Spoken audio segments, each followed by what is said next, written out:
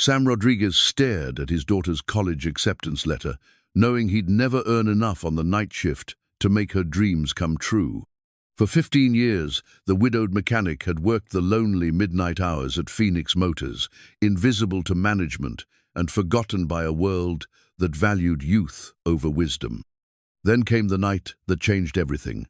The company's 2 million prototype engine seized up just hours before the biggest investor meeting in Phoenix Motors history. While executives panicked and engineers threw up their hands, Sam quietly approached the silent machine. In 10 minutes, he fixed what others couldn't solve in hours.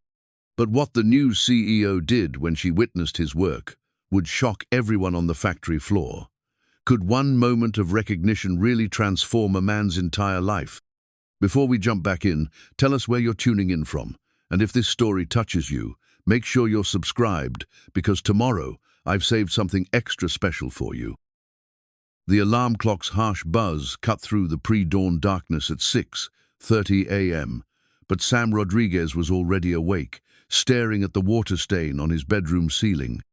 He'd been counting the cracks in that stain for 3 years now, ever since Maria died and sleep became something that happened to other people.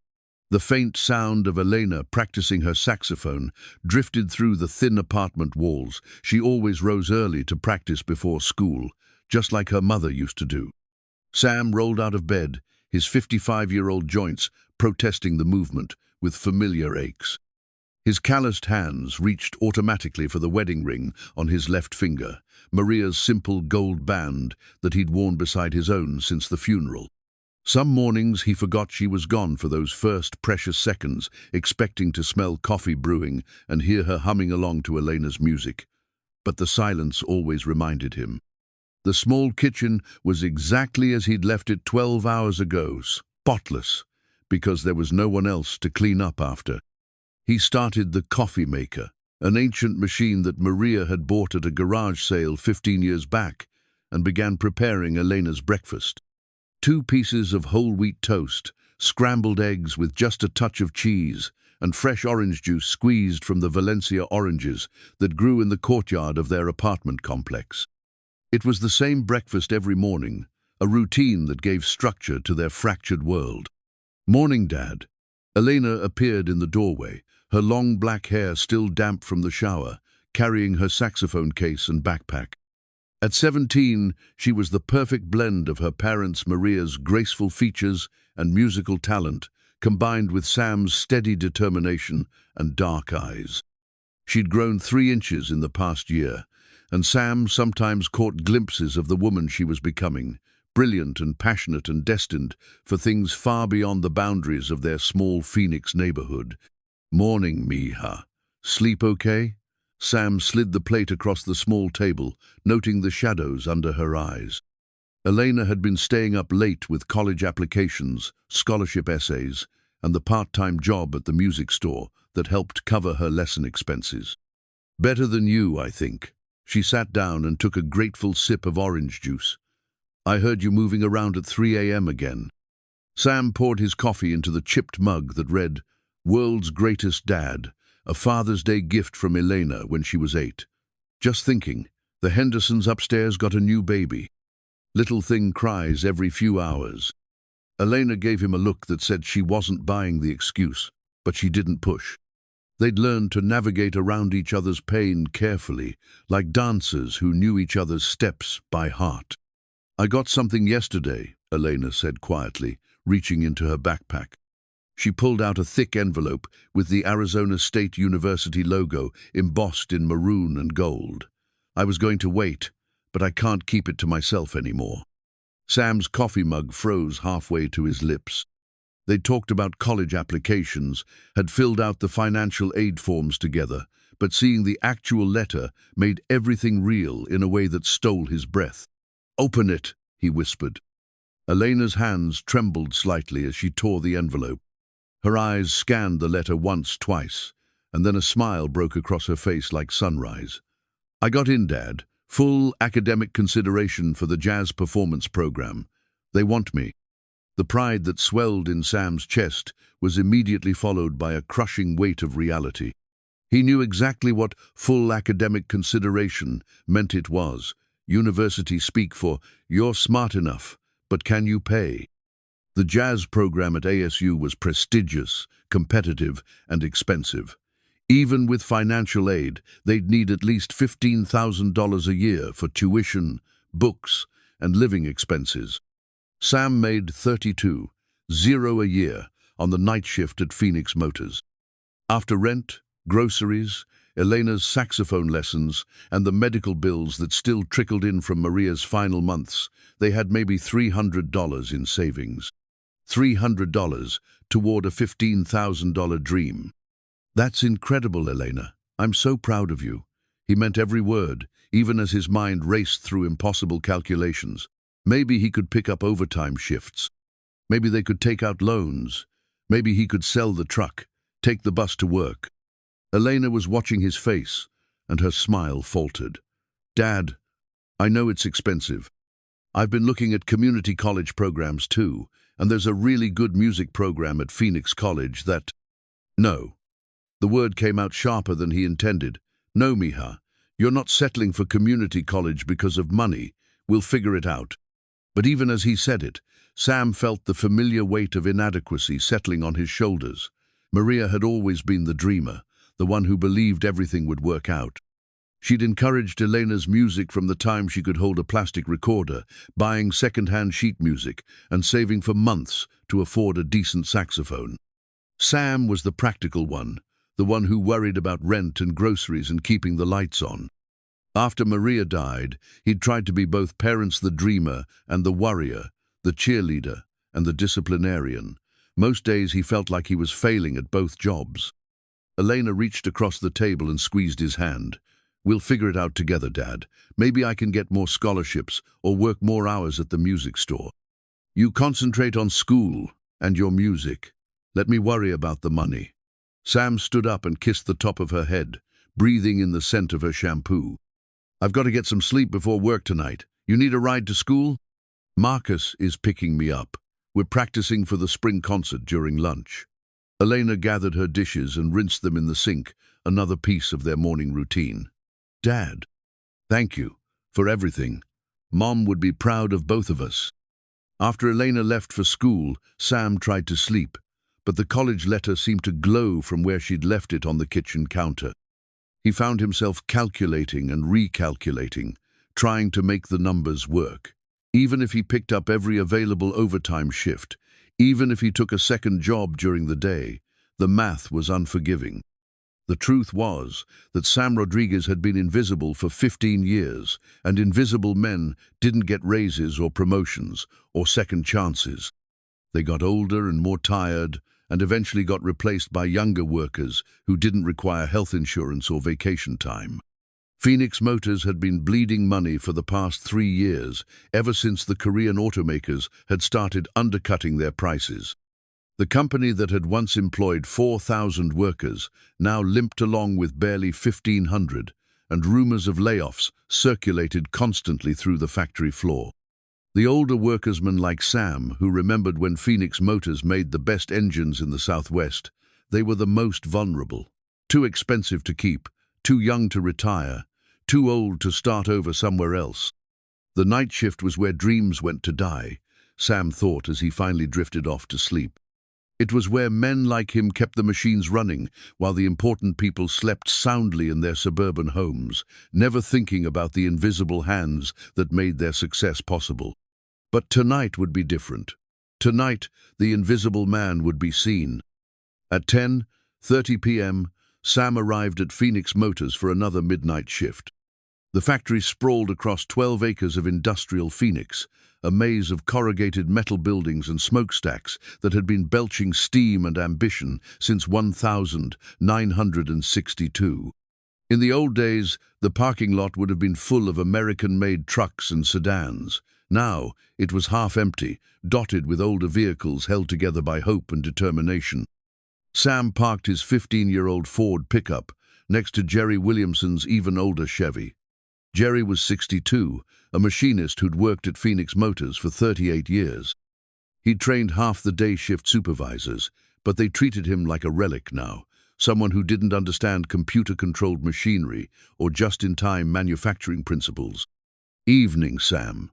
Jerry emerged from his truck with a thermos of coffee and a lunch pail that his wife had packed with the same care she'd shown for 4 decades. You hear about the big meeting tomorrow. What meeting? Board of directors flying in from Detroit, bringing some investors who might buy the whole operation. Jerry's weathered face was grim. Word is they're looking to modernize everything. Probably means more layoffs. Sam felt his stomach tighten. Layoffs meant the most expendable workers would go first. The older ones, the night shift, the men whose skills couldn't be easily quantified on a spreadsheet. They walked through the employee entrance together, past the bulletin board covered with safety reminders and productivity charts. The night shift supervisor, Dave Chen, was already at his desk, looking harried as he reviewed the evening's work orders. Rodriguez, Williamson. Dave looked up from his clipboard. We've got a problem. The prototype in Bay 7 is acting up again. Day shift couldn't figure it out, and we need it running smooth for the investor tour tomorrow morning. Sam knew about the prototype Phoenix Motors' last desperate attempt to compete with the electric vehicle market. $2 million of cutting-edge technology and engineering designed to power a new line of hybrid luxury cars. If it worked, it might save the company. If it didn't, they'd all be looking for new jobs by Christmas. What kind of problem? Jerry asked.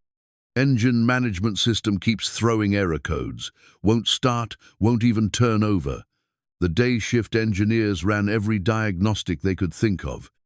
Computer says everything should be fine, but the damn thing won't budge. Sam and Jerry exchanged glances.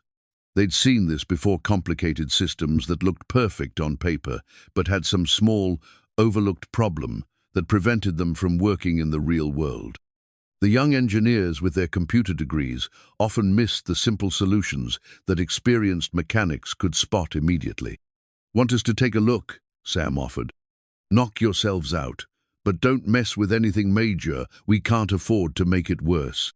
Bay 7 was usually reserved for the most important projects, separated from the main factory floor by soundproof glass walls. The prototype sat under bright fluorescent lights like a mechanical patient in an operating room. It was beautiful. Sam had to admit, sleek silver body panels surrounding an engine that looked more like a sculpture than a machine. Hybrid electric and gasoline systems integrated so seamlessly that it was hard to tell where one ended and the other began. 3-day shift engineers stood around the prototype, looking frustrated and defeated. They'd been there since 6 a.m., running diagnostic after diagnostic, replacing components that the computer said might be faulty. Nothing had worked. Any luck? Jerry asked. Tom Phillips, the lead engineer, shook his head. It's like the engine management system is in some kind of loop. Everything tests fine individually, but when we try to start the integrated system, it just dies. No error messages, no feedback. It's like the computer can't see the engine at all. Sam walked slowly around the prototype, his experienced eyes taking in details that the computer diagnostics might miss. The engine was a masterpiece of modern engineering, but it was still an engine: pistons and cylinders and fuel lines and electrical connections, just more sophisticated than the ones he'd been working on for 30 years. Mind if I listen to it? Sam asked. Tom shrugged. Be my guest. We've tried everything else. Sam leaned over the engine compartment and had Tom attempt to start the prototype. Instead of the healthy rumble of an engine turning over, there was only a faint electrical hum followed by silence. But in that silence, Sam heard something the others had missed: a tiny clicking sound, almost inaudible, coming from somewhere deep in the engine compartment. Try it again, Sam said, closing his eyes and focusing entirely on the sound. There it was again. Click, pause, click, pause. Like a relay trying to engage but failing to make connection. Sam straightened up and walked to the other side of the engine compartment. The hybrid system was incredibly complex, with dozens of sensors and control modules communicating with each other through a web of electrical connections. But somewhere in all that complexity was something simply: loose connection, a failed relay, a sensor that had worked its way free. Tom, you got a schematic of the electrical system? Sure. Tom pulled up the blueprint on his tablet and handed it to Sam. The schematic was intimidating, hundreds of components connected by lines that looked like abstract art. But Sam had learned to read these diagrams the same way Elena read sheet music, recognizing patterns and relationships that told a story. This relay here, Sam pointed to a small component buried deep in the engine compartment. It controls communication between the hybrid battery system and the main engine management computer. If it's not making proper contact, the computer would think the engine doesn't exist. Tom frowned. We tested that relay. Computer says it's fine. Computer tests electrical continuity, but if the relay housing is cracked or the mounting bracket is loose, it might make contact when it's not under load, but fail when the engine tries to start. Sam reached into his toolbox and pulled out a small flashlight. He squeezed into the tight space around the engine compartment, following the wiring harness to the relay in question. It took 5 minutes of careful searching, but there it was, a hairline crack in the relay housing that would be invisible unless you knew exactly where to look. Found it, Sam called out. Relay housing is cracked. Connection fails under load. I'll be damned, Jerry muttered. How'd you spot that? 30 years of listening to engines complain. Sam carefully removed the cracked relay and examined it under the light. This little $20 part was keeping your $2 million engine from starting. Tom was already on his phone, calling the parts department to find a replacement relay. They've got one in stock. I can have it here in 10 minutes. While they waited for the part, Sam noticed something else. Diagnostic port hidden behind a panel that most people would never think to check. It was an older style connection, the kind used in the prototype's early development phases, but usually removed before final assembly. You know about this port? Sam asked Tom. What port? Tom leaned in for a closer look. I've never seen that before. It's not on any of the schematics. Sam smiled. The port was a remnant from the prototype's development, probably left in place by some engineer who thought it might be useful for future diagnostics. The kind of detail that would be overlooked in the rush to finish the project, but invaluable for troubleshooting problems exactly like this one. If we connect to this port, we can probably get real-time data from the engine management system instead of relying on the standard diagnostic interface. Might help us catch problems before they shut down the whole system. When the replacement relay arrived, Sam installed it carefully, making sure the mounting bracket was secure and the electrical connections were tight. Then he connected his diagnostic equipment to the hidden port and nodded to Tom. Try starting it now. The prototype's engine came to life with a whisper-smooth purr that made everyone in Bay 7 smile. The hybrid system engaged seamlessly, electric motors and gasoline engine working in perfect harmony. All the diagnostic readings were green. All the error codes were cleared. Beautiful, Jerry said, and Sam nodded in agreement. But as Sam was packing up his tools, he noticed they weren't alone. A woman in an expensive business suit stood outside the glass walls of Bay 7, watching them work. She was probably in her late 40s, with silver-streaked hair pulled back in a professional style and sharp eyes that missed nothing. Even from a distance, Sam could tell she was someone important, the way she stood, the way the other managers deferred to her presence. Who's that? Sam asked Tom quietly. Elena Price, new CEO. She's been here about 6 months, trying to turn the company around. Tom's voice carried a mixture of respect and fear. Word is she's ruthless, but fair. Saved her last company from bankruptcy by cutting costs and streamlining operations. Elena Price was talking to Dave Chen now, pointing toward the prototype and asking questions. Dave was nodding enthusiastically, probably explaining how the night shift had solved the problem that had stumped the day shift engineers. Sam felt suddenly self-conscious. He'd spent 15 years being invisible, comfortable in his anonymity. Being noticed by the CEO was not necessarily a good thing, especially if she was looking for ways to cut costs and eliminate redundancies. We should get back to our regular assignments, Sam told Jerry quietly. But as they gathered their tools and prepared to leave Bay 7, Elena Price walked through the door. Up close, she was even more intimidating, not because she was cruel or harsh, but because she radiated the kind of focused intelligence that could see through any pretense or excuse. "Which one of you gentlemen fixed the prototype?" she asked. Tom pointed towards Sam. Sam Rodriguez figured out the problem. $20 relay was keeping the whole system from starting. Helena's eyes focused on Sam with laser intensity. "How long have you been working here, Mr. Rodriguez?" 15 years, ma'am. Night shift maintenance." "And how long did it take you to diagnose the problem?" Sam felt every eye in Bay 7 watching him. Maybe 10 minutes to find the actual problem. Another 5 to locate the diagnostic port. "The diagnostic port that's not on any of our schematics?" "Yes, ma'am. Left over from development, I think. Might be useful for future troubleshooting." Helena was quiet for a long moment, studying Sam with an expression he couldn't read. Finally, she nodded to herself, as if she'd made some internal decision. "Mr. Rodriguez, I'd like to speak with you privately. Tomorrow today. Actual at 2 p.m. in my office. We have some things to discuss." After Helena left, the other engineers gathered around Sam, full of questions and speculation.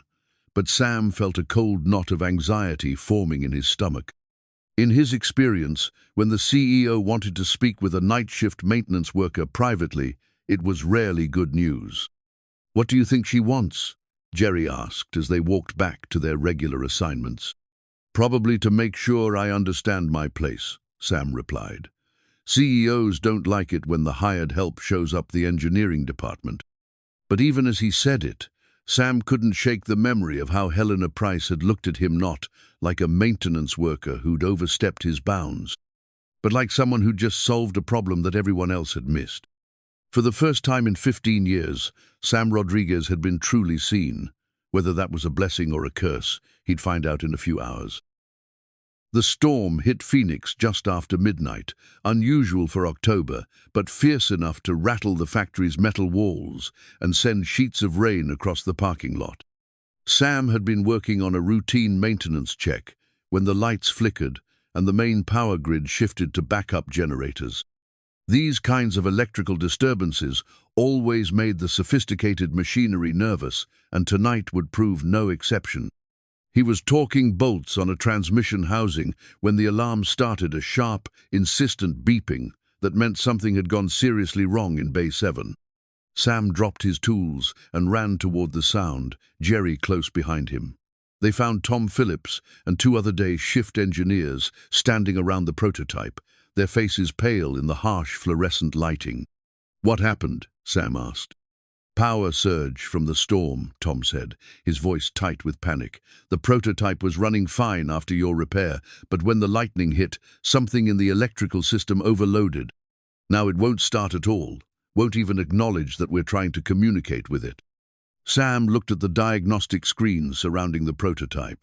Instead of the neat rows of data he'd seen earlier, there was nothing but error messages and system failures. The engine management computer had gone completely dark, as if someone had erased its memory. "How bad is it?" Jerry asked. "Bad." Tom ran his hands through his hair. "The board meeting is at 8 a.m. Helena Price is supposed to demonstrate this prototype to investors who are considering buying the whole company. If we can't get it running..." He didn't need to finish the sentence. Everyone in the factory knew that Phoenix Motors was hanging by a thread. The prototype represented their last chance to prove they could compete in the modern automotive market. Without it, the investors would walk away and the company would be liquidated by Christmas. "Have you called the engineering team?" Sam asked. "They're on their way, should be here within the hour." But Tom's expression suggested he didn't have much faith in their ability to solve the problem quickly. Sam approached the prototype cautiously, like a doctor examining a patient who'd just suffered a stroke. The external systems all appeared normal, no visible damage, no burned components, no obvious signs of electrical failure. But when he tried to access the engine management system through the standard diagnostic port, he got nothing but digital silence. "The hidden port," Sam said suddenly. "The one we used earlier, is it still functional?" Tom pulled out his diagnostic equipment and connected it to the concealed port Sam had discovered. For a moment, there was nothing but static on the screen. Then, slowly, lines of code began scrolling past, not the clean, organized data they'd seen before, but fragments of corrupted information, like pieces of a shattered mirror. "The system's still there," Sam said, studying the readout, "but the power surge scrambled the engine management software. It's like the computer forgot how to talk to the engine." Jerry whistled low. "Can you fix scrambled software?" "Not me. That's way beyond my skill level." Sam looked at Tom. "How long would it take your team to rebuild the engine management program from scratch?" "Days, maybe weeks. We'd have to start from the original development code and rebuild every calibration, every sensor mapping, every operational parameter." Tom's voice was hollow. "We don't have days. We have 6 hours." The situation was becoming clear to everyone in Bay 7. Phoenix Motor's last hope was sitting dead in the water, killed by a random lightning strike at the worst possible moment. In 6 hours, Helena Price would have to face a room full of investors and admit that the company's revolutionary prototype was nothing more than an expensive piece of sculpture. Sam walked around the prototype again, his mind racing through possibilities. The hardware was intact, was sure of that. The problem was purely software, a matter of the engine management computer not knowing how to communicate with the physical systems it was supposed to control. "Tom, do you have the original calibration data, the baseline settings from when the prototype was first assembled?" "Somewhere in the development files, sure, but without the engine management software to interpret it." "What if we bypass the engine management computer entirely?" Sam interrupted. "Run the engine on manual controls until we can get the software rebuilt." Tom stared at him. "You can't run a hybrid system manually. There are too many variables, too many systems that have to coordinate perfectly. The electric motors, the regenerative braking, the battery management system, they all have to work together within millisecond timing. A human being can't possibly." "A human being can't," Sam agreed. "But what about the old backup system?" "What backup system?" Sam pointed to a cluster of components hidden behind the main engine bay. When they were developing this prototype, they must have had some kind of fail-safe system, a way to run basic engine functions if the main computer failed during testing. "Look at these relay boxes. They're not connected to anything now, but I bet they used to control basic engine operations." Tom pulled up the original development schematics on his tablet, scrolling through dozens of technical drawings. "You're right. There's a manual override system that was supposed to be removed before final assembly. Basic engine controls fuel injection, ignition timing, throttle response. But it's completely disconnected from the hybrid systems. What if we reconnect it, just enough to get the engine running for the demonstration? It would be like driving a Ferrari with a lawnmower engine. None of the advanced features would work, no hybrid efficiency, no regenerative braking, no computer-optimized performance. The investors would see right through it." Sam looked around Bay 7 at the faces of the engineers and technicians. These were good people, skilled professionals, who'd spent years developing this prototype. They deserved better than to watch their work die because of a random power surge. "Maybe they don't need to see the advanced features," Sam said quietly. "Maybe they just need to see that the engine runs, that Phoenix Motors can still build something that works." As if summoned by the conversation, Helena Price appeared at the entrance to Bay 7. She was still wearing the business suit from earlier, but now it was rumpled and her hair was slightly disheveled. She'd obviously been awakened by the crisis and rushed back to the factory. "Status report," she said without preamble.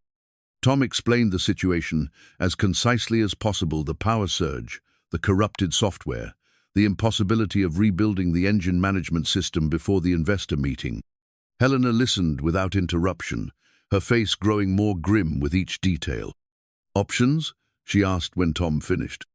"We could postpone the meeting, give ourselves a few weeks to rebuild the software properly. The investors fly back to Tokyo tomorrow afternoon. This is our only chance." Helena's voice was flat, controlled. "What else?" Tom glanced at Sam, clearly reluctant to suggest something that might make the situation worse. "Sam thinks we might be able to bypass the engine management system, Run the prototype on manual controls. Helena's sharp eyes focused on Sam. Explain. Sam took a deep breath. The prototype has a backup system that was never removed from development. Basic engine controls that could let us start and run the motor without the main computer. It wouldn't have any of the advanced features, but it would prove that the fundamental engineering is sound. How long would this take? A few hours, maybe until dawn if we run into complications. Helena was quiet for a long moment, weighing options that all seemed to lead to failure. Finally, she nodded. Do it. I'll handle the investors' expectations. Tell them we're demonstrating the core engine technology rather than the complete hybrid system. As Helena left to make phone calls and adjust the morning's presentation, Sam and the engineering team began the delicate process of reconnecting the prototype's backup systems.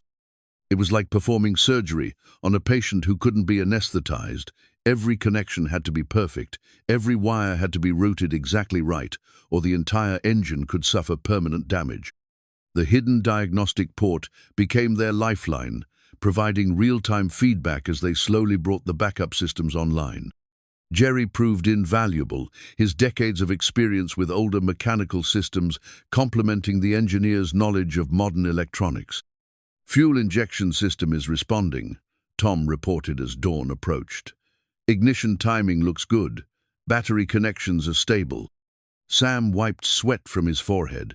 They'd been working for 5 hours straight, fueled by coffee and determination. The prototype looked like a patient in intensive care, with diagnostic cables snaking everywhere and temporary connections holding critical systems together. Ready to try starting it? Sam asked. Everyone in Bay 7 held their breath as Tom turned the ignition key. For a moment, there was only the familiar electrical hum. Then, with a cough and a rumble, the prototype's engine came to life. It wasn't the whisper-smooth operation they'd achieved earlier, with the full computer system. The engine ran rougher, louder, less refined, but it ran. The fundamental engineering was sound, the core technology was viable, and Phoenix Motors had something to show the investors. It's beautiful, Jerry said, and this time Sam couldn't disagree. But their celebration was interrupted by the sound of voices in the corridor outside Bay 7. Helena Price was leading a group of men in expensive suits, the investors, who would decide Phoenix Motors' fate. They looked skeptical, impatient, like people who'd made this trip as a courtesy rather than a serious business consideration. Gentlemen, Helena said as she opened the door to Bay 7, I'd like you to meet the team that's been working all night to demonstrate our core engine technology. The lead investor, a stern-faced man with silver hair, approached the prototype with obvious skepticism. Ms. Price, we were told we'd be seeing a fully operational hybrid system. This looks like a development prototype. It is a development prototype, Helena replied smoothly, which is exactly why it's valuable. You're not just buying a finished product, you're buying the engineering capability that created it, the knowledge and expertise that can solve problems other companies can't even diagnose. She gestured toward Sam. This is Sam Rodriguez, one of our senior technicians. When a power surge corrupted the prototype software last night, Sam identified a solution that our computer diagnostics missed entirely. In 6 hours, he and his team rebuilt the engine's control systems from scratch. The investor looked Sam up and down, taking in the grease-stained work clothes and calloused hands. You're not an engineer? No, sir. I'm a mechanic, 15 years on the night shift. And you solved a problem that the engineering team couldn't. Sam glanced at Tom, who nodded encouragingly. Sometimes the old ways work better than the new ways. Sometimes you have to listen to what the engine is trying to tell you, instead of just reading what the computer says. The investor walked around the prototype, examining the temporary connections and backup systems. This is impressive work, but it's not what we came to see. We need to know that Phoenix Motors can produce market-ready vehicles, not just clever workarounds. Helena's jaw tightened, but her voice remained steady. With respect, sir, market-ready vehicles are built by people who understand clever workarounds. The automotive industry is full of companies that can follow specifications and implement existing technology. What makes Phoenix Motors valuable is our ability to solve problems that don't have specifications yet. The investor was about to respond when something unexpected happened. The prototype's engine, which had been running steadily for the past hour, suddenly smoothed out. The rough idle became a whisper-quiet purr, and all the diagnostic readings shifted to optimal levels. "What just happened?" the investor asked. Sam checked the diagnostic port, his eyes widening at what he saw. "The engine management system is coming back online. The software is rebuilding itself from the backup calibrations." Tom stared at his diagnostic screen in amazement. "That's impossible. Software doesn't repair itself." "This software does," Sam said with growing excitement. "Look at this. The system is learning from the manual calibrations we set up. It's using our workaround as a template to rebuild the original programming." The prototype was now running better than it had before the power surge, all systems integrated and optimized. The hybrid motors engaged seamlessly, the regenerative braking system activated, and the advanced efficiency features came online one by one. Helena Price smiled for the first time since the crisis began. "Gentlemen, what you're seeing is exactly why Phoenix Motors is worth your investment. Our people don't just solve problems, they create solutions that make the technology better than it was before." The lead investor walked over to Sam, extending his hand. "Mr. Rodriguez, that was remarkable work. How long have you been in engineering?" "I'm not in engineering, sir. I'm night shift maintenance." The investor looked confused, then turned to Helena. "Miss Price, why is your most talented problem solver working the night shift?" Helena's eyes met Sam's across the length of Bay 7, and in that moment, both of them understood that everything was about to change. The invisible man had been seen, and there was no going back to the shadows. "That," Helena said quietly, "is an excellent question."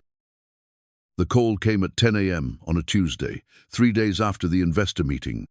Sam had been asleep for exactly 4 hours when his phone rang, jarring him from dreams of Elena's college acceptance letter and the sound of engines purring to life. "Mr. Rodriguez, this is Patricia Webb, Miss Price's executive assistant. Miss Price would like to meet with you this afternoon at 2 p.m. in her office. Will that work with your schedule?" Sam sat up in bed, instantly awake. "Yes, ma'am. I'll be there." "Excellent. The executive offices are on the 4th floor of the administration building. Security will have a visitor's badge waiting for you." After hanging up, Sam sat on the edge of his bed, staring at Maria's wedding ring on his finger. In 15 years at Phoenix Motors, he'd never been above the 2nd floor. The executive offices were foreign territory, a world of polished marble and expensive furniture where decisions were made that affected thousands of lives. He showered carefully, put on his best sheer blue Oxford that Elena had given him for Father's Day and drove to the factory an hour early. The administration building looked different in daylight, imposing and corporate, rather than the familiar industrial landscape he knew from the night shift. Elena Price's office occupied a corner of the 4th floor, with floor-to-ceiling windows that offered a panoramic view of the factory complex below. Sam could see Bay 7 from here, where the prototype sat like a mechanical monument to the previous night's crisis and triumph. Helena stood behind her desk when Sam entered, wearing a charcoal business suit that probably cost more than Sam made in a month. But her expression was warm, almost relieved, as if she'd been looking forward to this conversation. "Mr. Rodriguez, thank you for coming. Please, sit down." The chairs in front of Helena's desk were leather, the kind that probably adjusted to 12 different positions and cost more than Sam's truck. He sat carefully, acutely aware of the contrast between his work clothes and the executive surroundings. "I'll get straight to the point," Helena said, settling into her own chair. "After watching you work the other night, I've been doing some research. 15 years with Phoenix Motors, spotless safety record, consistently high-performance evaluations from your supervisors.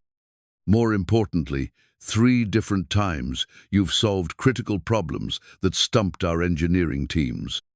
Sam shifted uncomfortably. "I just listened to what the machines are trying to tell me, ma'am." "That's exactly what I'm talking about," Helena leaned forward, her eyes intense. Do you know what those investors said after they left Bay 7? No, ma'am. They said Phoenix Motors' greatest asset isn't our equipment or our patents or our market position. It's our institutional knowledge, the expertise that can't be programmed into a computer or learned from a textbook.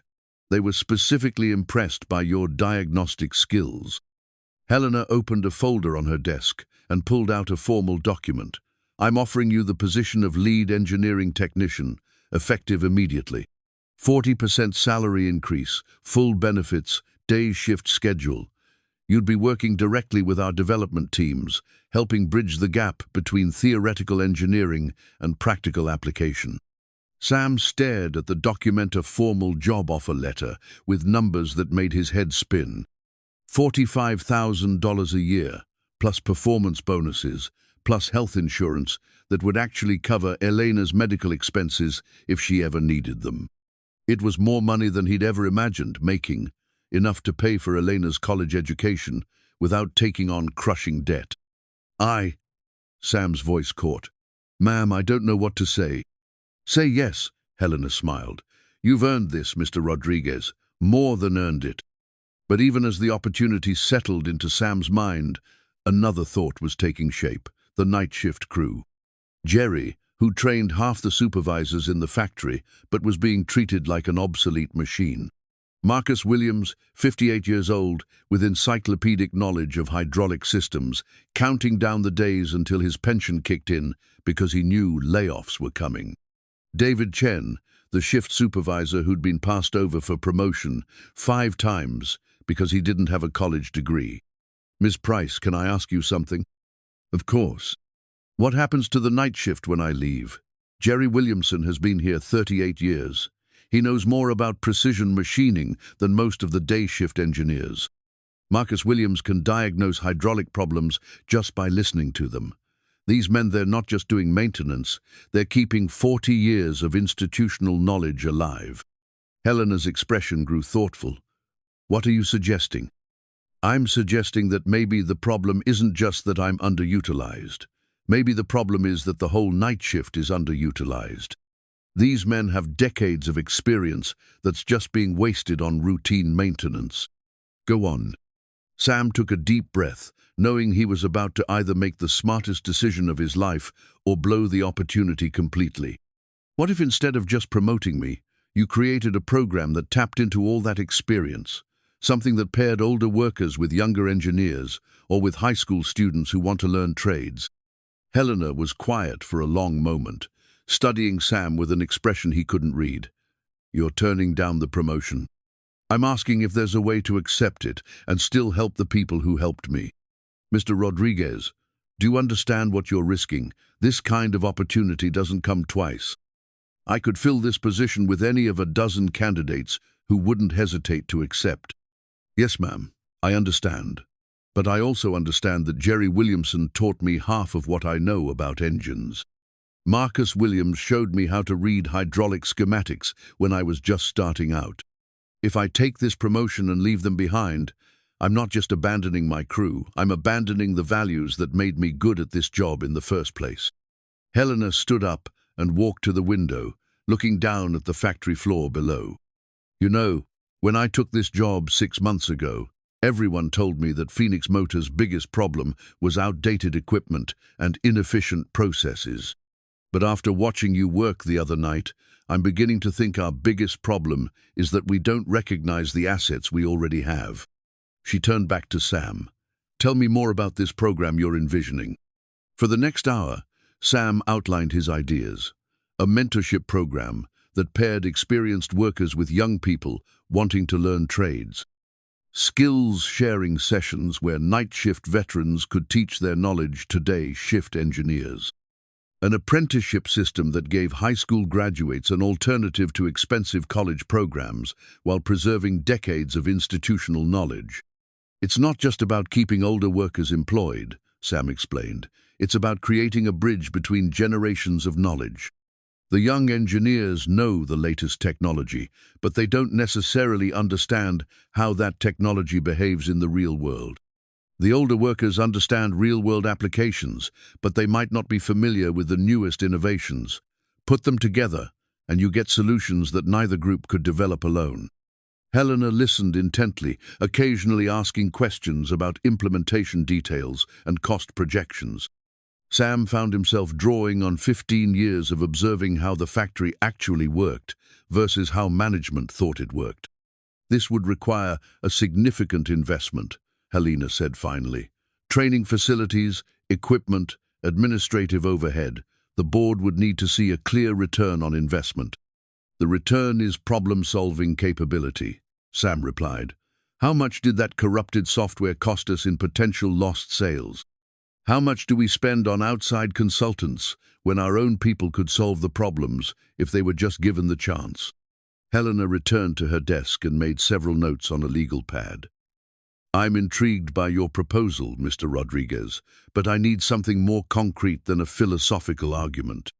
If I'm going to ask the board to fund a program like this, I need data, projections, a detailed implementation plan. How long do I have? 2 weeks. And Sam, Helena's use of his first name, caught his attention. I'm still offering you the lead engineering technician position, regardless of whether this apprenticeship program moves forward. Don't sacrifice your family's future for an uncertain experiment. Sam stood up, the job offer letter still in his hands. Can I take a few days to think about it? Of course, but don't think too long. As I mentioned, opportunities like this don't wait indefinitely. That evening, Sam sat at his kitchen table with Elena, explaining the offer and the choice he was facing. Elena listened quietly, occasionally asking questions, her expression growing more thoughtful as she understood the implications. Dad, this is incredible. $45,000 a year, that's enough for my college tuition and more. You could even move us out of this apartment, maybe get something with a backyard. But, Sam could hear the hesitation in her voice. But you're not going to take it, are you? Not the way they're offering it. Sam looked at his daughter, amazed once again by her insight. How do you know? Because you're Mum's husband and my father. You don't leave people behind when you have a chance to help them. Elena reached across the table and squeezed his hand. What are you thinking of proposing instead? Sam spent the next hour explaining his ideas for the apprenticeship program, watching Elena's face light up with understanding and excitement. Dad, this is brilliant. You're not just thinking about getting promoted, you're thinking about changing how the whole company works. Mom would be so proud. You think so? I know so. She always said the best solutions are the ones that help everyone, not just yourself. Elena paused, then smiled. Besides, I've been thinking about something myself. What if I didn't go to the expensive conservatory program? What if I looked into the community college music program and worked part-time to help with expenses? Elena, no. We've talked about this. Hear me out. If your apprenticeship program works, there might be opportunities for me to be involved, teaching younger students, helping with program coordination. I could still pursue music, but maybe in a way that also helps other people achieve their dreams. Sam stared at his daughter, recognizing Maria's generous spirit and practical wisdom in Elena's words. You'd really be willing to change your college plans? Dad, you taught me that the best dreams are the ones that include other people. If we can help Jerry and Marcus and all those other workers while still making sure I get a good education, isn't that better than just looking out for ourselves? That night, Sam called Jerry to ask if he'd be interested in helping develop a proposal for the apprenticeship program. Jerry's response was immediate and enthusiastic. Sam, I've been hoping for something like this for years. I've got so much knowledge in my head, and when I retire, it's all going to disappear unless someone writes it down or passes it on. Over the next week, Sam spent his days researching successful apprenticeship programs, his evenings developing curriculum ideas, and his night shifts talking to other workers about their skills and interests. The response was overwhelming, not just from the older workers who saw a chance to share their knowledge, but from younger employees who wanted to learn from experienced mentors. Marcus Williams, the hydraulics expert, volunteered to develop a training program for fluid power systems. David Chen offered to teach project management skills he'd learned from decades of coordinating shift work. Even some of the day shift engineers expressed interest in learning practical applications from night shift veterans. But the most surprising support came from an unexpected source, Elena Price's 17-year-old daughter, Sophia, who visited the factory one afternoon and immediately grasped the program's potential. "Ms. Rodriguez," she said, having insisted on the formal address despite being younger than Elena, "this apprenticeship program could be a model for other companies. Have you considered documenting the process so it could be replicated elsewhere?" Sam hadn't considered that possibility, but Sophia's suggestion opened up an entirely new dimension to the proposal. If Phoenix Motors could develop a successful apprenticeship program, they could license the methodology to other manufacturers, creating a new revenue stream while solving industry-wide problems. By the end of the 2 weeks, Sam had a 30-page proposal that outlined not just the apprenticeship program, but a comprehensive approach to knowledge transfer and workforce development. The document was professional, detailed, and ambitious, far beyond anything he'd ever attempted before. But as he prepared to present his alternative to Elena Price, Sam couldn't shake the feeling that he was gambling his family's future on an untested idea. The safe choice was to take the promotion, secure Elena's education, and let someone else worry about the night shift workers who were facing layoffs. The question was whether Sam Rodriguez had the courage to choose the harder path, knowing that failure would mean losing everything he'd worked 15 years to achieve. The answer would come tomorrow, in Elena Price's office, when Sam would either transform his life or throw away the best opportunity he'd ever been offered. Sam's hands were steady as he placed the 30-page proposal on Elena Price's desk, but his heart was hammering against his ribs. 2 weeks of research, planning, and soul-searching had led to this moment, the decision that would either transform Phoenix Motors or end his career in spectacular failure. Elena picked up the document, noting its weight and professional binding. "This is considerably more than I expected, Mr. Rodriguez. I wanted to be thorough, ma'am." She opened to the first page and began reading. Sam sat in silence, watching her expression for any hint of reaction. Elena was known for her poker face in business negotiations, but after several minutes, he caught the slight raise of her eyebrows that suggested genuine surprise. "You've outlined a 3-phase implementation plan," she said without looking up. "Starting with a pilot program of 6 mentor-apprentice pairs, expanding to facility-wide deployment, and eventually licensing the methodology to other manufacturers." She glanced at him over the document. "That's quite ambitious for someone who describes himself as just a mechanic." "I had help. Elena assisted with the research and formatting. Jerry Williamson provided technical expertise for the curriculum development. Sophia, your daughter, suggested the licensing component." "Sophia helped with this?" Elena's tone carried a mixture of pride and surprise. "She visited the factory last week and immediately understood the program's potential. Very bright young lady, ma'am." Elena continued reading, occasionally making notes in the margins. Sam tried to interpret her body language, the way she leaned forward during certain sections, the slight nod when she reached his cost-benefit analysis, the pause when she encountered the detailed implementation timeline. "Your financial projections are conservative," she said finally. "I'd rather underpromise and overdeliver than the reverse." "Smart approach." Elena closed the proposal and leaned back in her chair. "This is impressive work, Sam. Truly impressive. But I have to ask why? Why risk a guaranteed promotion for an experimental program that might never get approved?" Sam had been preparing for this question for 2 weeks, but now that it was here, the answer came from somewhere deeper than preparation. "Because 15 years ago, when I was new and scared and didn't know a hydraulic line from a fuel injector, Marcus Williams spent his lunch breaks teaching me to read schematics. Because Jerry Williamson showed me how to listen to an engine's complaints instead of just following diagnostic protocols. Because David Chen gave me overtime shifts when Elena needed medical care, even though it meant extra paperwork for him." Sam paused, collecting his thoughts. "These men, they didn't just teach me technical skills. They taught me that knowledge isn't worth anything unless you share it." that the best solutions come from people working together, not competing against each other. And you believe this apprenticeship program can institutionalize that kind of knowledge sharing? I believe it can preserve it. Right now, when Jerry retires, 38 years of precision machining expertise walks out the door with him. When Marcus gets laid off, we lose 4 decades of hydraulic systems knowledge. We're throwing away institutional wisdom because we don't have a system for capturing and transferring it. Helena opened the proposal again, flipping to a section near the back. Your pilot program pairs older workers with high school students rather than existing employees. Why that choice? 2 reasons. First, high school students don't have preconceived notions about how things should work. They're willing to learn from experience as well as textbooks. Second, we're creating pathways for young people who might not be able to afford college but still want skilled careers. Like your daughter? The question caught Sam off guard.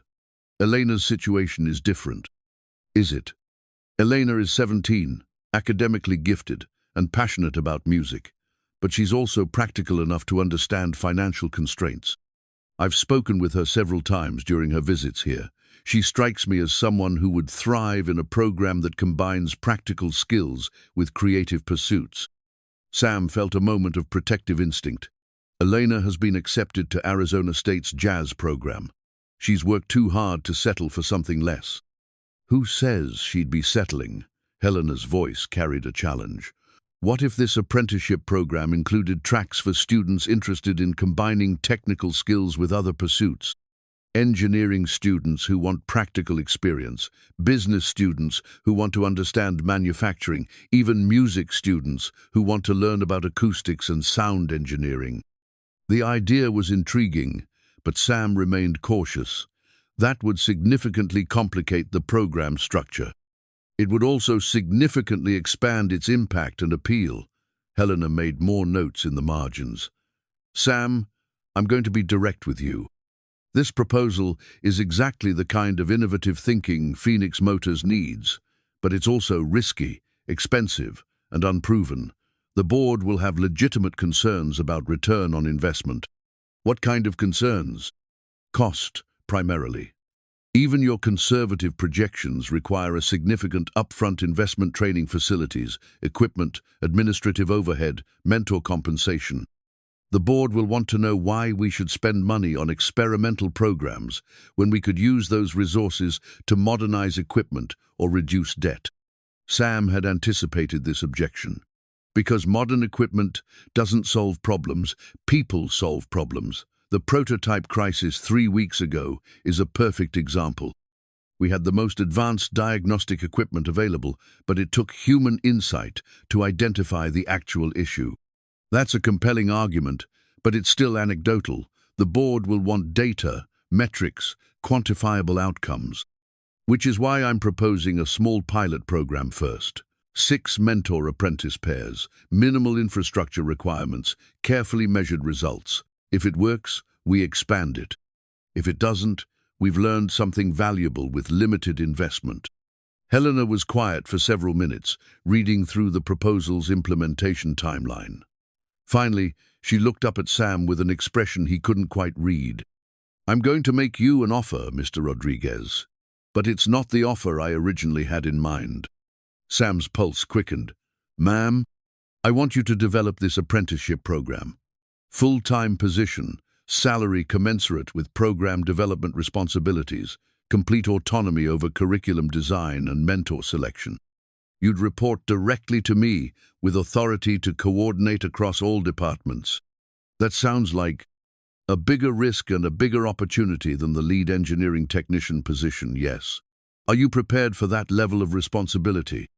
Sam thought about Elena's college acceptance letter, still tucked in his wallet like a talisman, about Jerry Williamson's decades of expertise facing obsolescence, about Marcus Williams counting down to pension eligibility because he feared layoffs, about all the young people in Phoenix who wanted skilled careers but couldn't afford traditional education. Yes, ma'am, I'm prepared. Good, because there are conditions. Helena's tone became businesslike. First, the pilot program has 6 months to demonstrate measurable results. If it doesn't show clear benefits by then, we terminate it and you return to your previous position. Second, you'll be working with our HR department to ensure compliance with all labor regulations and union agreements. Third, you'll present quarterly progress reports to the board of directors. I understand. Do you? Sam, this isn't just about creating a nice program for older workers.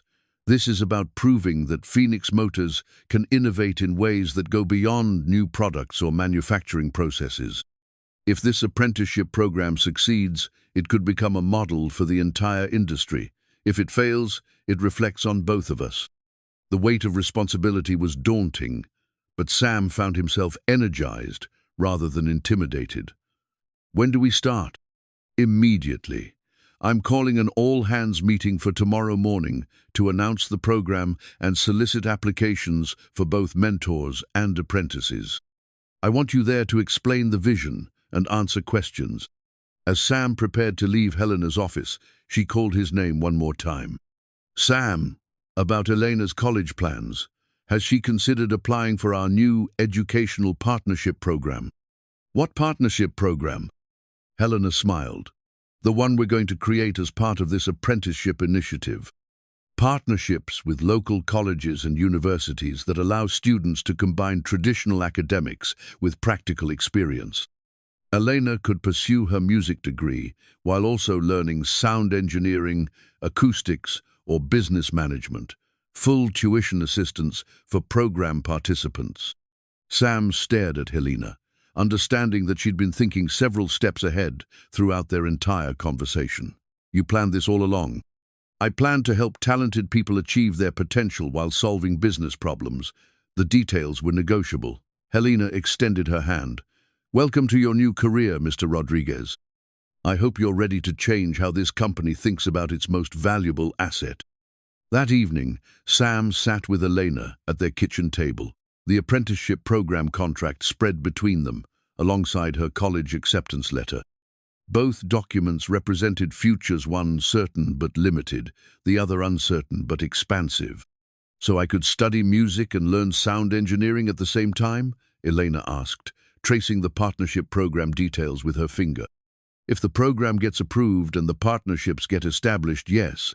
But Elena, there are no guarantees. This could all fall apart in 6 months. Elena was quiet for a moment, studying both documents. Dad, do you remember what Mom used to say about taking risks? That the biggest risk is not taking any risks at all. She also used to say that the best opportunities are the ones that help other people while helping yourself. Elena looked up at Sam with Maria's determined expression. I want to be part of this program, not just as a participant, but as someone who helps make it work. You'd be willing to give up Arizona State. I'd be willing to defer Arizona State to help create something that could help dozens of other students. If this apprenticeship program works, it could change how people think about education and careers. That's worth postponing my own plans for. That night, Sam called Jerry Williamson and Marcus Williams to share the news. Both men were eager to participate as mentors, and both had specific ideas about young people they wanted to work with. You know what this means, don't you? Jerry said over the phone. This means everything we've learned over the past 30+ years doesn't die with us. It gets passed on to people who'll use it to solve problems we haven't even thought of yet. Marcus was more direct. Sam, you just gave us all a second chance. A chance to matter again, to contribute something beyond just keeping the lights on. I don't know how to thank you for that. As Sam hung up the phone, he realized that his handwritten proposal had become something much larger than he'd originally envisioned. It wasn't just about preserving institutional knowledge or creating job opportunities for young people. It was about proving that experience and wisdom had value in a world that increasingly favored youth and innovation over depth and understanding. The apprenticeship program would either validate that belief or prove it naive. Either way, Sam Rodriguez was about to find out what happened when an invisible man stepped fully into the light and tried to change the world around him. The pilot program would begin in 2 weeks, with 6 carefully selected mentor-apprentice pairs. Among them would be Jerry Williamson and Carlos Mendoza, a 17-year-old whose family had immigrated from Guatemala and who showed exceptional aptitude for precision work. Marcus Williams would be paired with Elena Rodriguez, creating a dynamic that would test the program's flexibility and Sam's ability to balance personal and professional responsibilities. But all of that was still in the future. Tonight, Sam Rodriguez fell asleep for the first time in months without worrying about Elena's college expenses or his own job security. Tomorrow would bring new challenges, but tonight he could rest in the knowledge that he'd chosen the harder path and that sometimes the harder path was the only one worth taking. 6 months into the apprenticeship program, Sam's makeshift office in the converted storage room had become the unofficial heart of Phoenix Motor's most ambitious experiment.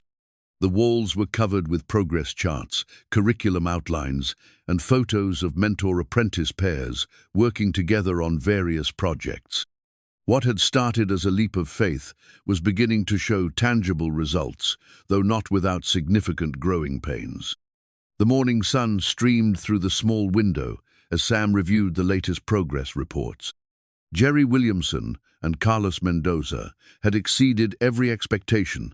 The 17-year-old immigrant had absorbed Jerry's precision machining knowledge with an enthusiasm that reminded Sam of his own early days at the factory.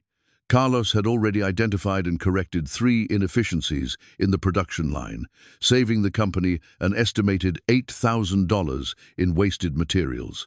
Marcus Williams's partnership with Elena had proven more complex. Elena brought a musician's ear for mechanical rhythms and patterns, often detecting problems in hydraulic systems by sound alone. But the arrangement created uncomfortable dynamics for Sam, who found himself struggling to maintain professional objectivity when his daughter was involved. "Dad, you're hovering again," Elena said, appearing in his office doorway with a hydraulic component in her hands. She was wearing safety glasses and work gloves, her hair pulled back in a practical ponytail that made her look older than her 17 years. "I'm not hovering. I'm monitoring program progress." "You're hovering. Marcus sent me to show you this." Elena held up the componenta pressure regulator that controlled fluid flow in the factory's main hydraulic system. "We found micro-fractures in the housing that would have caused a complete system failure within the next few weeks." Sam examined the part, noting the hairline cracks that would be invisible to casual inspection. "How did you spot this?" "The sound was wrong. Not obvious, just a slight harmonic distortion when the system cycled. Marcus taught me to listen for frequency variations that indicate metal fatigue." This was exactly what Sam had hoped the program would accomplish, the transfer of intuitive knowledge that couldn't be captured in technical manuals. Marcus had developed his diagnostic ear over 40 years of working with hydraulic systems. Elena had absorbed that knowledge in 6 months and applied it with fresh perspective. "That's excellent work, Mija, both of you. There's something else." Elena's expression grew serious. "Sophia Price visited the program yesterday. She wants to do a documentary about the apprenticeship for her senior project." Sam felt a familiar tightness in his chest. Sophia Price was Helena's 17-year-old daughter, brilliant and driven like her mother, but with a journalist's instinct for uncovering stories that made people uncomfortable. "What kind of documentary?" "She wants to follow several mentor-apprentice pairs through their daily work, interview them about their experiences, document the knowledge transfer process. She thinks it could help other companies understand how to implement similar programs." The idea was both exciting and terrifying. Documentary coverage could provide valuable publicity for the program, potentially attracting interest from other manufacturers and justifying continued investment. But it would also mean scrutiny, external evaluation, and the possibility that any problems or failures would be magnified. "What did you tell her?" "That she'd need to clear it with you and her mother. But Dad, I think we should do it. The program is working. People should see what's possible when companies invest in their workers' knowledge instead of just treating them as replaceable parts." Before Sam could respond, his phone rang. Helena Price's number appeared on the display. "Sam, I need to see you in my office immediately. We have a situation." 20 minutes later, Sam sat across from Helena's desk, studying her grim expression. Spread before her were documents he recognized: efficiency reports, productivity analyses, and cost-benefit calculations. The board received the quarterly review of the apprenticeship program, Helena said without preamble. The results are mixed. Mixed how? Positive outcomes include the cost savings from Carlos's production line improvements and the early detection of potential equipment failures. The mentor feedback has been overwhelmingly positive, and apprentice retention is 100%. That sounds encouraging. It is, but there are concerns. Helena picked up one of the reports. The program is running 18% over budget due to equipment purchases and facility modifications. Administrative overhead is higher than projected because of the individualized attention each pair requires. And some board members question whether the knowledge being transferred is actually valuable or just obsolete practices being perpetuated. Sam felt his chest tighten. What kind of obsolete practices? Jerry Williamson's insistence on manual measurements for components that have automated quality control systems. Marcus Williams' preference for mechanical solutions over computerized alternatives. David Chen's emphasis on personal relationships over efficiency metrics. Those aren't obsolete practices, they're verification methods that catch problems the automated systems miss. I agree with you, Sam, but the board sees inefficiency. They see older workers teaching younger ones to distrust modern technology instead of embracing it. Helena stood up and walked to her window, looking down at the factory floor where apprentices and mentors were working side by side. There's something else. 3 of our competitors have approached board members about acquiring Phoenix Motors. The offers are substantial enough to provide excellent returns for investors and generous severance packages for employees.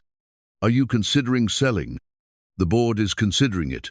If we sell, the apprenticeship program becomes irrelevant. The new owners would implement their own training systems and probably eliminate most of the current workforce. Sam stared at Helena, understanding the implications. How long do we have? The board meets next month to discuss the acquisition offers. If I can demonstrate clear, quantifiable benefits from the apprenticeship program, I might be able to argue for continued independence. If not, she shrugged. What would constitute clear, quantifiable benefits?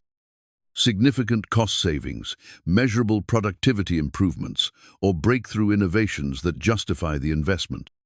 Something that proves the program creates value that couldn't be achieved through conventional training methods. Sam's mind raced through possibilities. The program had achieved modest successes, but nothing dramatic enough to sway a board focused on quarterly profits.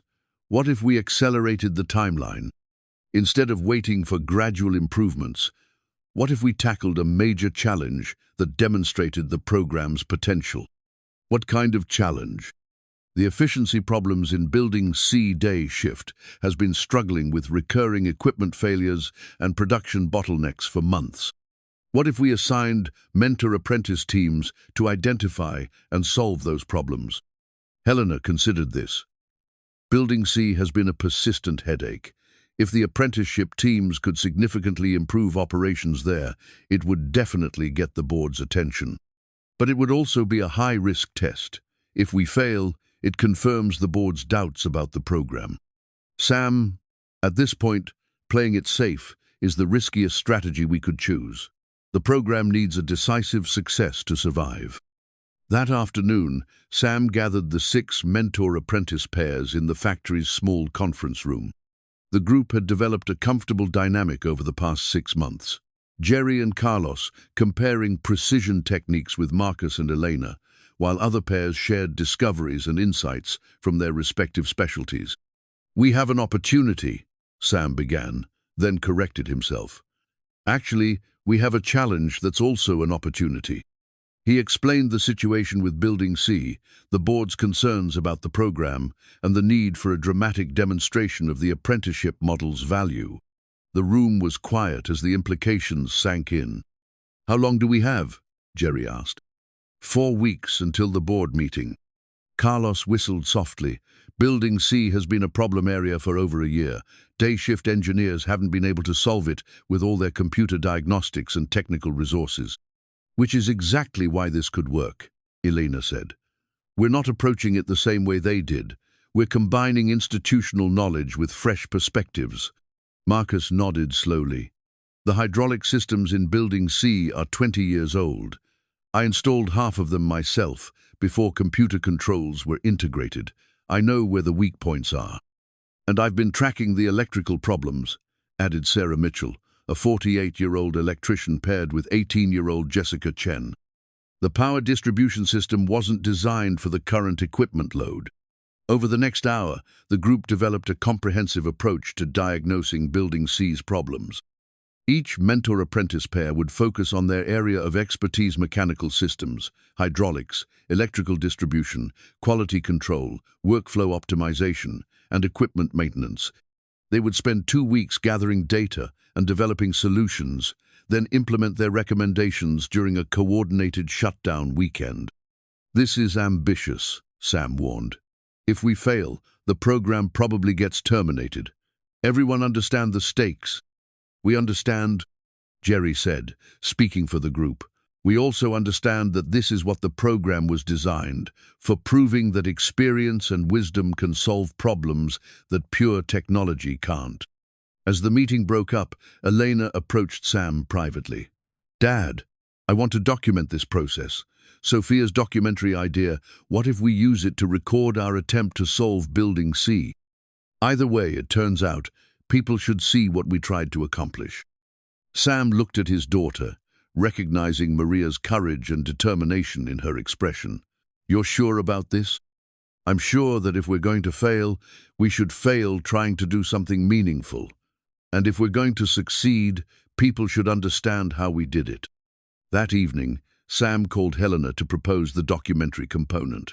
Her response surprised him. Sophia suggested the same thing this afternoon. She wants to create a complete record of the process interviews, technical explanations, problem-solving sessions, implementation challenges. Win or lose, it could be valuable for future training purposes. And if we lose, then at least we'll have an honest record of an ambitious attempt. Sometimes that's more valuable than cautious success. 3 days later, Sophia Price arrived at the factory with professional video equipment and a detailed plan for documenting the Building C project.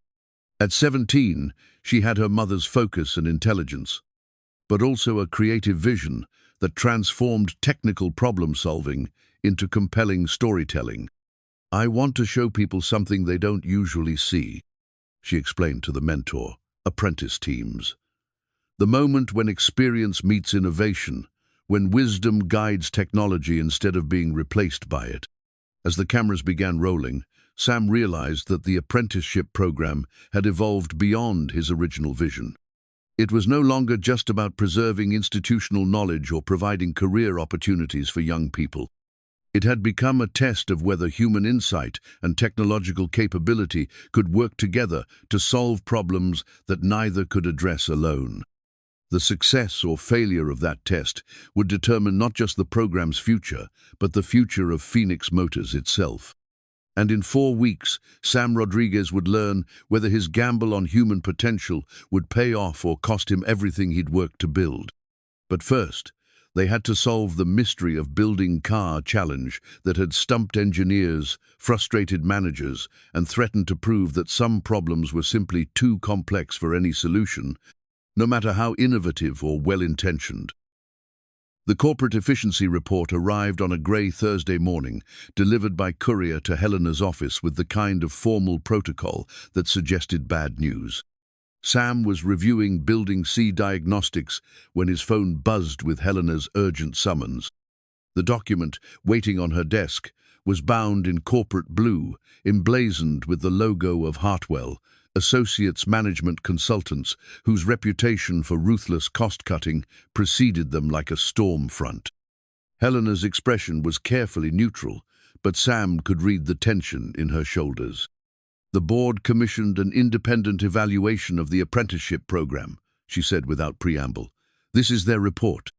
Sam picked up the document, noting its weight: 63 pages of analysis, charts, and recommendations. The executive summary was visible through the transparent cover page, and the highlighted conclusion made his stomach drop. Immediate termination recommended due to cost inefficiencies and questionable return on investment. "How bad is it?" Sam asked, though he dreaded the answer. "Read page 15, the section on resource allocation." Sam flipped to the designated page and found a detailed breakdown of program costs versus measurable outcomes. The numbers were presented with clinical precision: administrative overhead, equipment purchases, facility modifications, mentor compensation, lost productivity during training sessions. Against these costs, the consultants had measured only quantifiable savings: the $8,000 from Carlos's production improvements, estimated maintenance savings from early problem detection, reduced turnover among participating employees. "They're treating this like a simple cost-benefit calculation," Sam said. "Because that's exactly what it is, from their perspective." The board hired Hartwell to evaluate whether the apprenticeship program generates more value than it consumes. According to their analysis, it doesn't. Sam read further, finding section after section that reduced human knowledge and experience to spreadsheet entries. Jerry Williamson's 38 years of expertise were valued only in terms of immediate cost savings. Elena's ability to detect mechanical problems through sound analysis was dismissed as anecdotal and unreliable compared to systematic diagnostic protocols. "They're measuring the wrong things," Sam said, frustration creeping into his voice. "Are they, Sam? I believe in this program. I believe in what you're trying to accomplish. But I'm also responsible to shareholders who invested in Phoenix Motors based on promises of profitability and growth. If I can't demonstrate clear financial benefits, I can't justify continued investment." Helena walked to her window, looking down at Building C, where mentor-apprentice teams were conducting their comprehensive analysis. "The board meets in 2 weeks. If the Building C project doesn't produce dramatic results, they'll implement Hartwell's recommendations immediately, which are: terminate the apprenticeship program, offer early retirement packages to workers over 55, implement standard automation protocols for all production processes, reduce workforce by approximately 30%. Sam felt the walls of Helena's office closing in around him. The efficiency report represented everything he'd feared about corporate thinking: the reduction of human beings to cost centers, the elimination of anything that couldn't be easily quantified or measured. "Helena, if they implement these recommendations, Phoenix Motors loses 4 decades of institutional knowledge overnight. Jerry, Marcus, David Chenthy's men know things about manufacturing that can't be replaced by computer programs or automation systems." "I know that, you know that, but the board sees overhead costs and productivity metrics. They see competitors who operate with lower labor costs and higher profit margins. What about the investors who were impressed by the prototype repair? They understood the value of human expertise. That was 6 months ago. The investors who matter now are the ones considering acquisition offers. They're more interested in asset value than operational philosophy." Sam sat in silence, absorbing the implications. The apprenticeship program had become a symbol of 2 different approaches to business: one that valued human knowledge and experience, another that prioritized measurable efficiency and cost reduction. The Building C project would determine which philosophy prevailed. "There's something else," Helena said quietly. "Sophia's documentary has attracted attention from industry publications. If the program succeeds, we'll have significant publicity highlighting our innovative approach to workforce development. If it fails, we fail very publicly." Exactly. The stakes couldn't be higher. That afternoon, Sam gathered the mentor-apprentice teams in Building C for a progress review. The space hummed with activity as pairs worked on different aspects of the facility's chronic problems. Jerry and Carlos had mapped every piece of precision equipment, identifying maintenance issues that hadn't been addressed in months. Marcus and Elena had created a comprehensive hydraulic systems analysis that revealed design flaws dating back to the building's original construction. "Status report," Sam called, and the teams gathered around a whiteboard covered with diagrams, timelines, and problem classifications. "We've identified 17 separate issues contributing to production inefficiencies," Jerry reported. "Some are simple clogged filters, misaligned equipment, worn components. Others are systemic problems that require coordinated solutions." Marcus pointed to a hydraulic schematic taped to the wall. The pressure distribution system was never properly balanced. When they added new equipment 5 years ago, they didn't recalculate load requirements. The system has been operating at 95% capacity ever since, which explains the recurring failures, Elena added. "The hydraulic pumps are working too hard, components are wearing out faster than expected, and there's no safety margin for peak demand periods." Sarah Mitchell had identified electrical problems that compounded the mechanical issues. Power distribution circuits are overloaded. During peak production periods, voltage drops cause equipment to operate outside normal parameters. That creates stress on mechanical systems and increases failure rates. Sam studied the analysis, impressed by both its thoroughness and its complexity.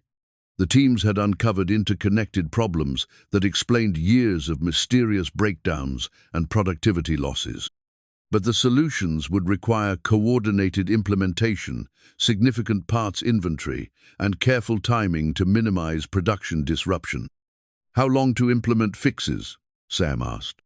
"If we can get a full weekend shutdown, we can address the major issues," Jerry said. "The precision equipment realignment alone will take 12 hours. Hydraulic system rebalancing needs another 8 hours. Electrical work has to be done with power completely off." "We're talking about 48 hours of intensive work," Marcus added. "All teams coordinating simultaneously, no room for error. Everything has to work the first time." Sam looked around at the faces of his apprentices and mentors. These people had invested 6 months in proving that experience and innovation could work together. Now they were proposing to stake everything on one weekend of coordinated problem-solving. "The board meets Monday morning," Sam said. "If we're going to do this, it has to be this weekend." Elena raised her hand tentatively. "Dad, what if we fail? What if we miss something, or the solutions don't work, or we make things worse? Then we fail attempting something worthwhile. But if we don't try, the program fails anyway." Carlos spoke up from the back of the group. "Mr. Rodriguez, 6 months ago, I was just another high school kid with no prospects for skilled work. Jerry taught me precision measurement techniques that most college-trained engineers don't understand. If this program gets terminated, kids like me lose opportunities we never would have had otherwise." "That's exactly why we have to succeed," Jerry said firmly. "Not just for us, but for everyone who comes after us." Sophia Price, who had been quietly documenting the discussion, stepped forward. "I've been recording this process for 3 weeks now. I've seen what you've accomplished, how you work together, the knowledge that's being transferred. Win or lose, people need to understand what's possible when companies invest in their workers instead of just their technology." That evening, Sam received approval for the weekend shutdown 48 hours, during which Building C would cease all production while the apprenticeship teams implemented their comprehensive solution. Elena had argued the case to the board, framing it as a final test of the program's viability. "If they succeed," she told the board members, "we have proof that our approach to workforce development creates measurable value. If they fail, we implement Hartwell's recommendations immediately." Friday night, as Sam prepared for the most important weekend of his career, Elena found him in the kitchen, reviewing technical drawings and parts inventories. "Dad, I need to tell you something." "What's wrong?" "Nothing's wrong. I just want you to know that I'm proud of what you've built here. This program, it's not just about teaching technical skills. It's about treating people with dignity, recognizing that experience has value, creating opportunities for young people who might otherwise be overlooked." Elena sat down beside him, her expression serious. Mom would be proud too. You remember what she used to say about Maria's saxophone? Sam looked up from his paperwork. Maria's saxophone, Elena's inheritance from her mother, still sat in its case in Elena's bedroom, waiting for the day when college expenses would no longer compete with musical dreams. She said it represented the difference between making noise and making music, that the saxophone was just an instrument until someone with knowledge and passion brought it to life. That's what this apprenticeship program is, Elena said. The tools and equipment are just instruments. Jerry and Marcus and the other mentors, they're bringing them to life by sharing their knowledge and passion. And what about your music? What about Arizona State and the jazz program? Elena smiled.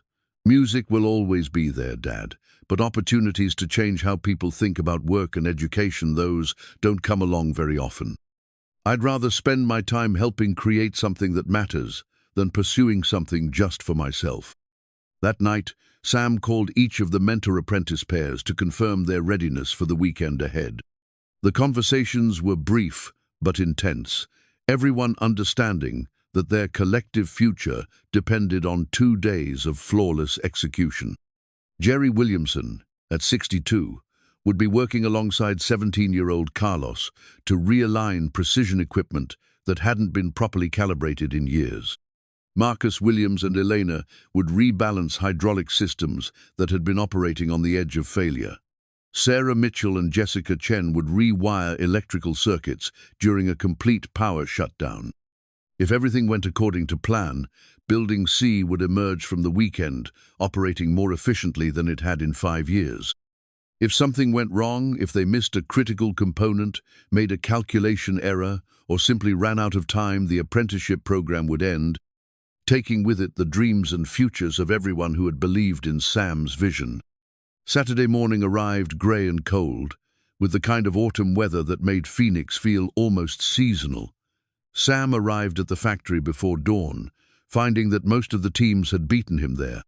Building C was already bustling with activity as apprentices and mentors began the most ambitious collaborative project any of them had ever attempted. The corporate efficiency report sat on Sam's desk like an accusation, 63 pages of analysis that reduced human knowledge to cost calculations. By Monday morning, everyone would know whether Hartwell associates had been right to recommend termination, or whether Sam Rodriguez and his apprenticeship program could prove that some things wisdom, experience, and the patient transfer of knowledge from one generation to the next were worth more than any spreadsheet could measure. The weekend had gone flawlessly. By Sunday evening, Building C hummed with an efficiency that hadn't been seen in 5 years. Production line speeds had increased by 12%, equipment failure rates had dropped to near zero, and energy consumption had decreased by 18%. The mentor-apprentice teams had achieved everything they'd promised, and more. Monday morning found Sam in Helena's office, surrounded by performance metrics that told the story of an unqualified success. The Building C transformation had generated quantifiable benefits that even the most skeptical board member couldn't ignore. Projected annual savings of over $300,000, increased production capacity, and dramatically improved equipment reliability. This is exactly what we needed, Helena said, reviewing the weekend's results. The board meeting is in 3 hours. These numbers prove conclusively that the apprenticeship program creates measurable value. Sam should have felt triumphant. Instead, he felt uneasy in a way he couldn't quite articulate. The success was real, the benefits were documented, but something about Helena's tone suggested complications he hadn't anticipated. "There's something else, isn't there?" Sam asked. Helena's expression grew somber. "There is. Sam, I need you to understand that the board's interest in the apprenticeship program goes beyond Phoenix Motors. The success you've demonstrated has implications that extend far beyond our company." "What kind of implications?" 3 major automotive manufacturers have approached the board about licensing the apprenticeship methodology. They want to implement similar programs in their facilities, using our model as a template. This was potentially great news validation that the program had broader applications and could generate additional revenue for Phoenix Motors. But Helena's tone suggested otherwise. That sounds like an opportunity. It would be, under normal circumstances. But Sam, there's something about the board's long-term strategy that you need to understand. Helena opened a file folder and removed a document that Sam had never seen before. The board's decision to approve the apprenticeship program wasn't just about improving Phoenix Motors' operations. It was part of a larger plan to position the company for acquisition. Sam stared at the Documenta strategic planning report dated 6 months earlier, before the apprenticeship program had even been proposed. The language was dense corporate jargon, but the implications were clear. Phoenix Motors was being prepared for sale, and the apprenticeship program was intended to increase the company's value to potential buyers. "You knew this all along?" Sam asked quietly. "I knew the board was exploring options. I didn't know they'd already decided to sell." Helena's voice carried a mixture of frustration and resignation. The apprenticeship program's success has accelerated their timeline. They're now actively negotiating with 3 different buyers. What happens to the program if the company is sold? That depends on who buys us. 2 of the potential buyers see the apprenticeship program as a valuable asset, something they want to replicate in their other facilities. The 3rd buyer sees it as an unnecessary expense that would be eliminated immediately after acquisition. Sam felt the ground shifting beneath his feet. Everything he'd worked to build, all the relationships and knowledge transfers, and carefully developed trust, could disappear overnight based on corporate decisions made in boardrooms far from the factory floor. Which buyer is most likely to win? The one who sees the program as an expense. They're offering the highest purchase price because they plan to implement significant cost reductions immediately after closing. The irony was devastating. The apprenticeship program's success had made Phoenix Motors more attractive to buyers, but the most attractive buyer was the one most likely to destroy everything the program had accomplished. "Helena, there has to be something we can do, some way to protect the program and the people who've invested in it." "There might be, but it would require a decision that affects both of us personally." Helena walked to her window, looking down at the factory floor where apprentices and mentors were already implementing the lessons learned during the Building C project. "The board has made me an offer, Sam. If I agree to stay on as CEO under the new ownership, I can negotiate protections for key programs and personnel. The apprenticeship program would be guaranteed funding for at least 3 years. That sounds like good news. It would be, except that staying means agreeing to eliminate 30% of the workforce over the next 18 months. The apprenticeship program would be protected, but most of the people it was designed to help would be laid off anyway. Sam absorbed this information, understanding that Helena was facing an impossible choice between protecting a few dozen people in the apprenticeship program and preserving jobs for hundreds of other workers. What if you refuse their offer? Then they bring in their own management team, eliminate the apprenticeship program immediately, and implement layoffs that affect 40% of the workforce instead of 30%. The trap was elegant in its cruelty. The apprenticeship program's success had created leverage that the board was using to force difficult decisions. Helena could save the program by sacrificing other workers, or she could refuse to cooperate and watch everything be destroyed anyway. "There's a 3rd option," Sam said slowly. "What if we don't let them buy the company?" Helena looked at him with an expression that mixed hope and skepticism. "Sam, Phoenix Motors is a publicly traded company. If the board accepts an acquisition offer, individual shareholders can't prevent the sale. But they can make it expensive. They can create complications that reduce the company's attractiveness to buyers. What are you suggesting?" Sam had been thinking about this possibility since Helena first mentioned acquisition offers months ago. What if the apprenticeship program goes public? What if we document every aspect of its success and make it available to other companies without licensing fees? Helena stared at him. "You want to give away the methodology that makes Phoenix Motors valuable to potential buyers. I want to make it impossible for anyone to monopolize. If the apprenticeship model becomes public domain, buyers can't acquire Phoenix Motors just to control access to it." That would significantly reduce the company's acquisition value, which might discourage buyers who are only interested in asset stripping. The companies that want to buy Phoenix Motors for its productive capacity and workforce would still be interested, but at lower prices that reflect actual operational value rather than speculative intellectual property value. Helena was quiet for several minutes, considering the implications. This is incredibly risky, Sam. If we release the apprenticeship methodology publicly, and it doesn't discourage acquisition, we've given away our most valuable asset for nothing. But if it works, we preserve the program and protect the workforce. It's also career suicide for both of us. The board would never forgive a decision that deliberately reduced shareholder value. Sam thought about Jerry Williamson, 62 years old and facing potential layoffs after 38 years of loyal service. About Carlos Mendoza, 17 years old and finally seeing a path towards skilled employment. About Elena, who had deferred her college dreams to help build something that might change how companies thought about their workers. Helena, 6 months ago, you asked me why I was willing to risk a guaranteed promotion for an experimental program. I told you it was because the people who taught me believed that knowledge isn't worth anything unless you share it. I remember. This is the same choice, just bigger. We can try to preserve the apprenticeship program by making it exclusive property of whoever buys Phoenix Motors. Or we can preserve its spirit by making it available to anyone who wants to help workers develop their potential. Helena returned to her desk and picked up the strategic planning report. If we do this, we have to do it today.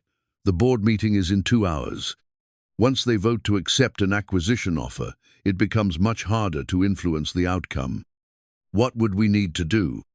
Document everything: curriculum outlines, training methodologies, implementation guidelines, assessment protocols.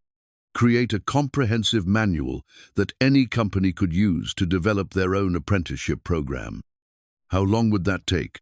If we had Elena and Sophia working on it, along with input from all the mentor-apprentice pairs, we could have a basic manual completed within a week.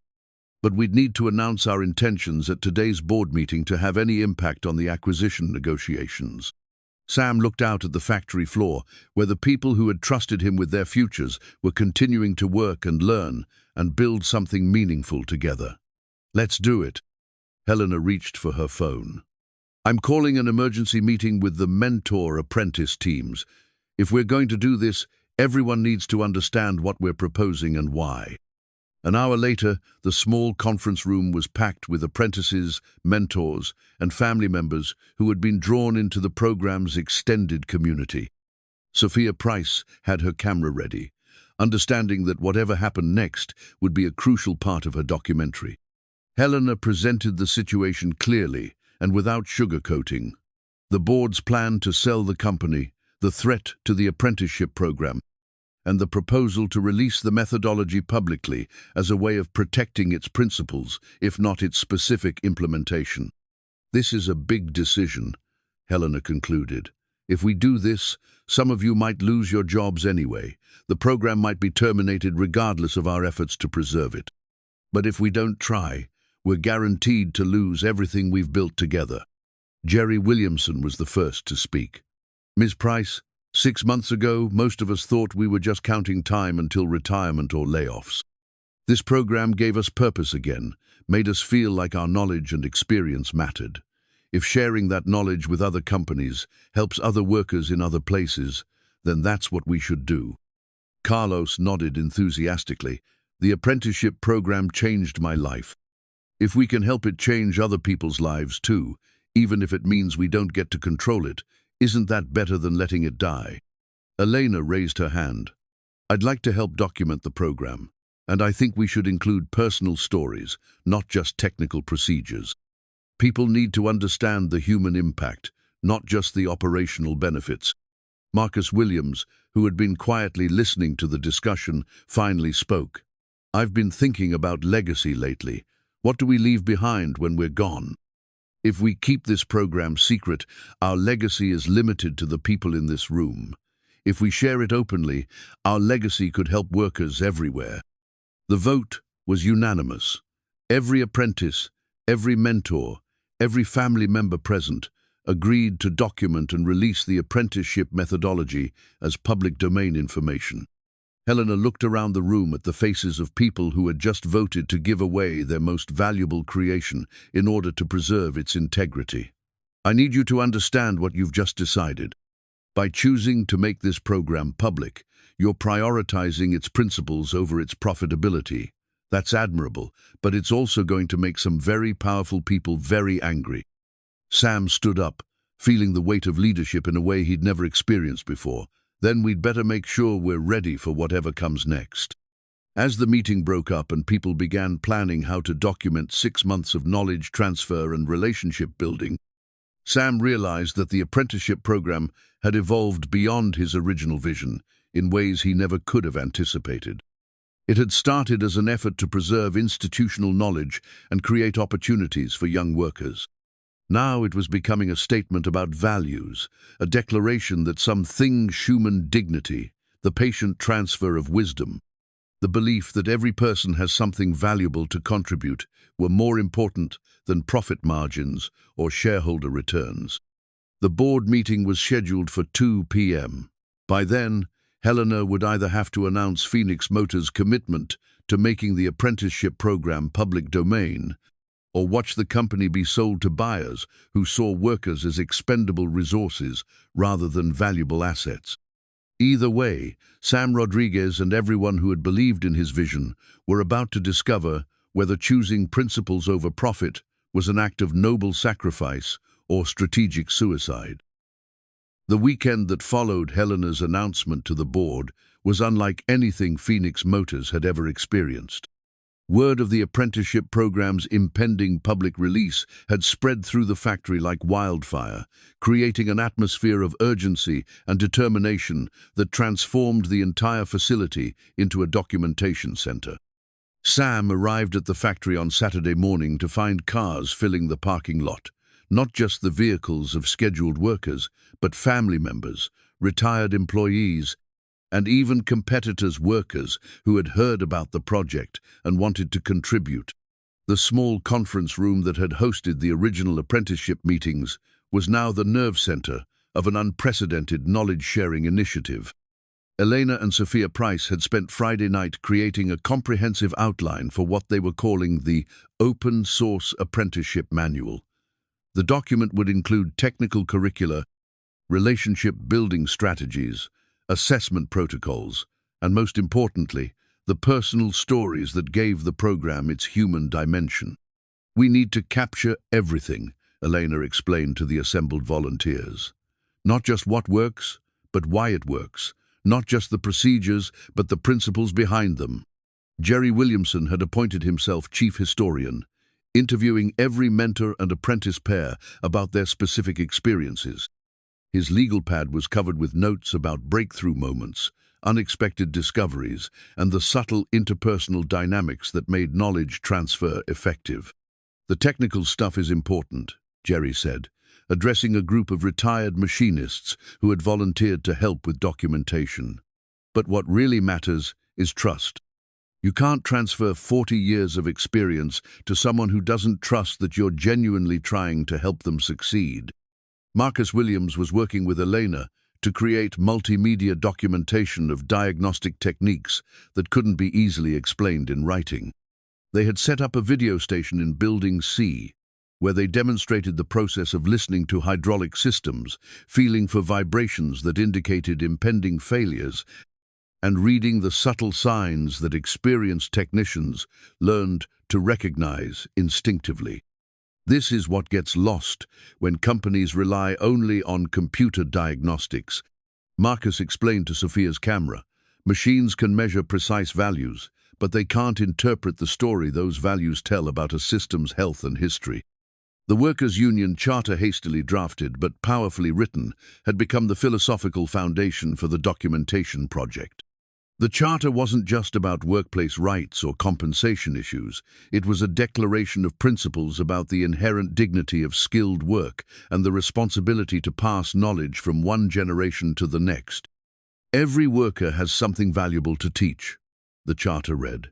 Every young person deserves access to meaningful career opportunities. Every company benefits from the accumulated wisdom of its experienced employees. These principles are not negotiable, regardless of market conditions or shareholder demands. Sam found himself moving between documentation stations, marveling at the energy and commitment of people who were essentially working for free to preserve something they believed in. The scene reminded him of old-fashioned barn raisings, where entire communities would come together to build something that benefited everyone. But the weekend's most important work was happening in Helena's office, where she was making phone calls that would determine whether their documentation efforts would have any practical impact. The board's reaction to her announcement had been swift and predictable fury at her sabotage of the acquisition negotiations, followed by threats to terminate both her and the apprenticeship program immediately. "They can't legally prevent us from releasing information about training methodologies we developed," Helena explained to Sam during a brief break from her negotiations. "But they can make our lives very difficult if they choose to." "What are they threatening?" "Immediate termination for insubordination, legal action for breach of fiduciary duty, blacklisting that would make it impossible for either of us to find comparable positions elsewhere." "Are you having second thoughts?" Helena looked out her window at the parking lot full of volunteers, then at the factory floor where apprentices and mentors were continuing their work, despite the uncertainty surrounding their future. "No, if anything, seeing this response has convinced me we're doing the right thing." The most encouraging development was the response from other companies.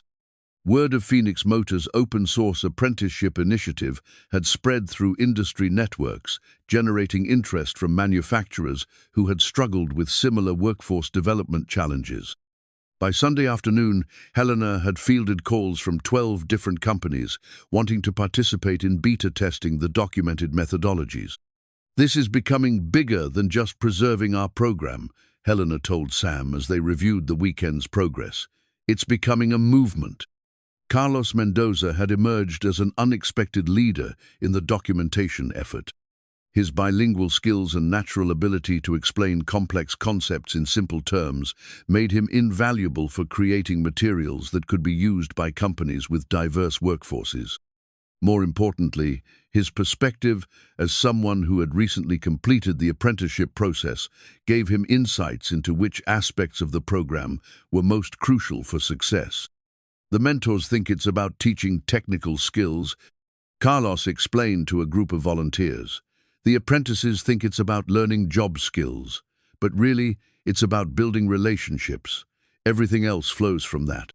Sophia's documentary had evolved from a school project into a comprehensive record of an extraordinary moment in American manufacturing.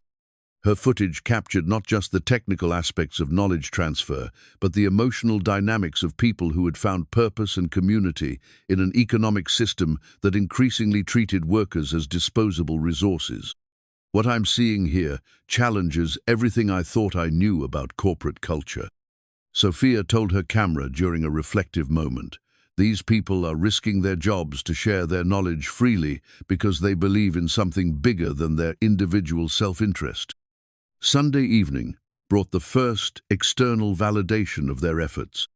Tom Phillips, the day-shift engineer who had initially been skeptical of Sam's diagnostic abilities, arrived at the factory with a team of colleagues from the corporate headquarters of Midwest Manufacturing, one of Phoenix Motors' largest competitors. "We heard about what you're doing here," Tom explained to Sam. "Our CEO sent us to observe and learn. We've been struggling with similar workforce development challenges, and if your apprenticeship model can be adapted to our operations, we're prepared to implement it immediately." The presence of competitors documenting Phoenix Motors' training methodologies should have been concerning, but Sam found it encouraging instead.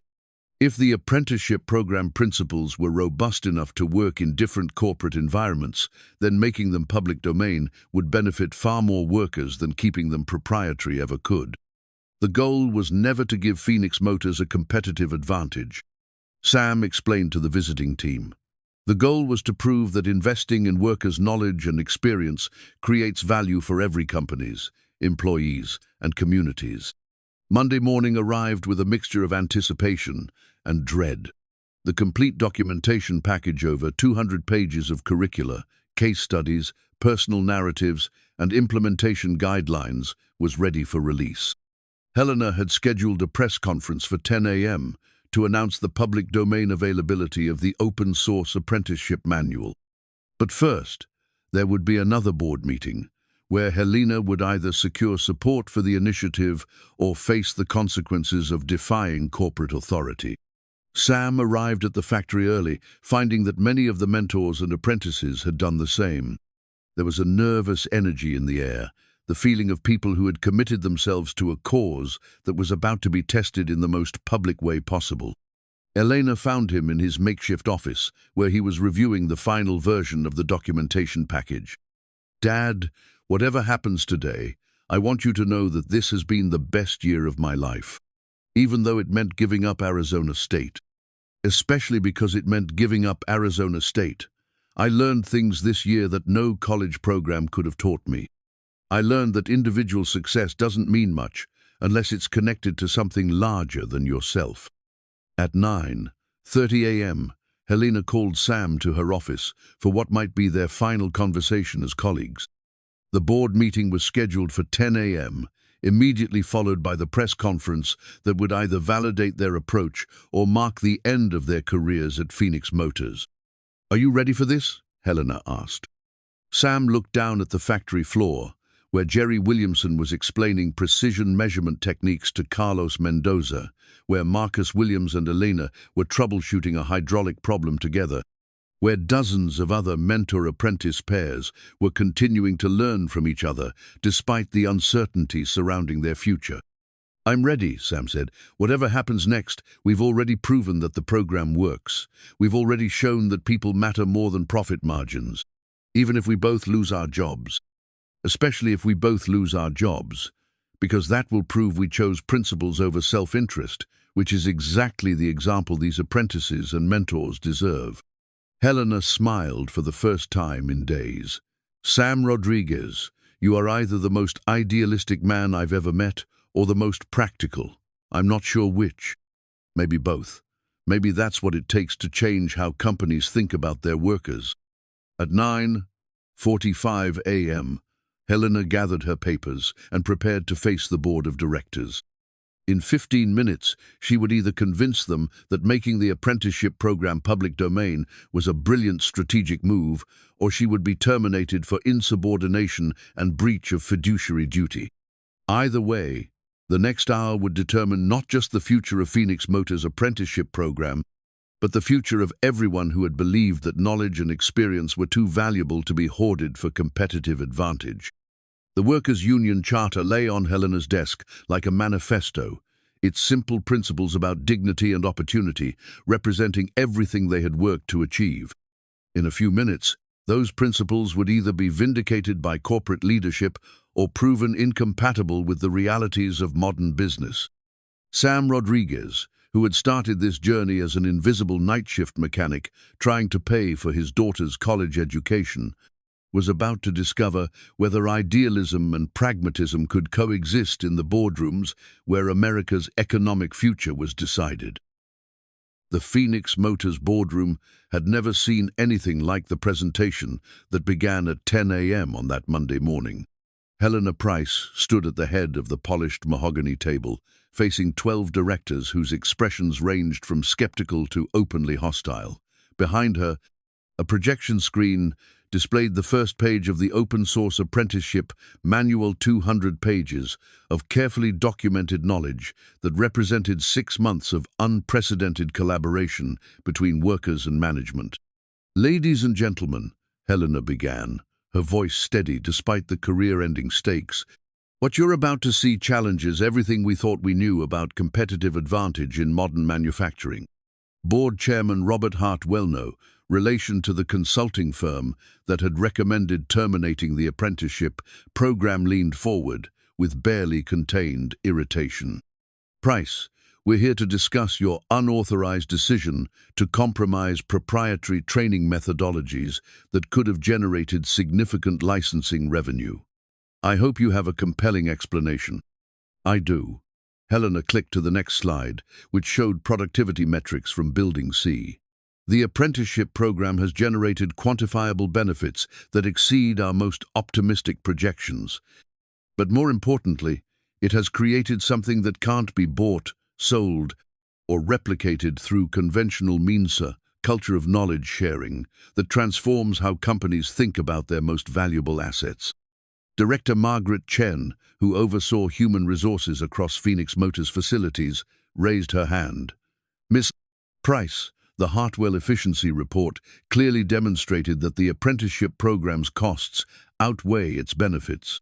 Why should we continue investing in an initiative that drains resources without providing adequate returns? Helena had been preparing for this question all weekend. Because the Hartwell report measured the wrong things. They calculated direct costs against immediate savings, but they ignored the value of institutional knowledge, preservation, workforce retention, and innovation capacity. She clicked to a new slide showing comparative data from companies that had implemented similar programs. Midwest Manufacturing implemented a pilot version of our methodology 3 weeks ago. They've already identified 0 in potential savings that their engineering team had missed. Precision Industries is documenting a 15% reduction in training time for new employees. Atlantic Motors has eliminated 2 recurring production problems that had been costing them $30 monthly. Director James Morrison, representing the pension fund that was Phoenix Motors' largest institutional investor, spoke next. These are impressive numbers, but they're also irrelevant if we're selling the company. The acquisition offers on the table would provide immediate returns to shareholders rather than speculative long-term benefits. Which brings me to the most important point, Helena said, advancing to a slide that showed acquisition valuations. Making the apprenticeship methodology public domain hasn't reduced Phoenix Motors' value to legitimate buyers. It has reduced our attractiveness to asset strippers who were only interested in acquiring our intellectual property for competitive advantage. She clicked to the next slide, revealing updated acquisition offers. 2 of the 3 potential buyers have maintained their original offers, recognizing that our value lies in operational excellence rather than proprietary training systems. The 3rd buyer, the one planning immediate workforce reductions, has withdrawn their offer entirely. Murmurs around the boardroom suggested this was news to some directors. Helena pressed her advantage. We now have serious offers from 2 companies that want to preserve our workforce and expand our apprenticeship program to their other facilities. Instead of selling our knowledge to the highest bidder, we've created a situation where buyers compete on their commitment to worker development. Director Patricia Walsh, who had been quiet throughout the presentation, finally spoke. Ms. Price, this is all very idealistic, but what about fiduciary responsibility? You've essentially given away intellectual property that belonged to shareholders. I've ensured that intellectual property serves its highest purpose, creating value for workers, companies, and communities rather than generating licensing fees for a single corporation. Helena's voice carried a conviction that surprised even her. The apprenticeship program's success isn't about Phoenix Motors gaining competitive advantage. It's about proving that investing in workers creates sustainable value for everyone. At that moment, the boardroom door opened and Sam Rodriguez entered, carrying a document that would change the trajectory of the entire discussion. Helena had arranged for him to arrive precisely at this moment, when the board would be most receptive to concrete evidence of the program's impact. Directors, I'd like you to meet Sam Rodriguez, the architect of our apprenticeship program. Sam has something to show you that I think you'll find compelling. Sam approached the table with the confidence of someone who had spent months proving that experience and wisdom could solve problems that pure technology couldn't address. He placed a bound document in front of each board member. This is a contract, Sam said simply, a $2.3 million contract from the Department of Labor to develop apprenticeship programs for manufacturing facilities nationwide. They want Phoenix Motors to serve as the lead contractor for a 3-year initiative that would create similar programs in 50 companies across 12 states. The boardroom fell silent.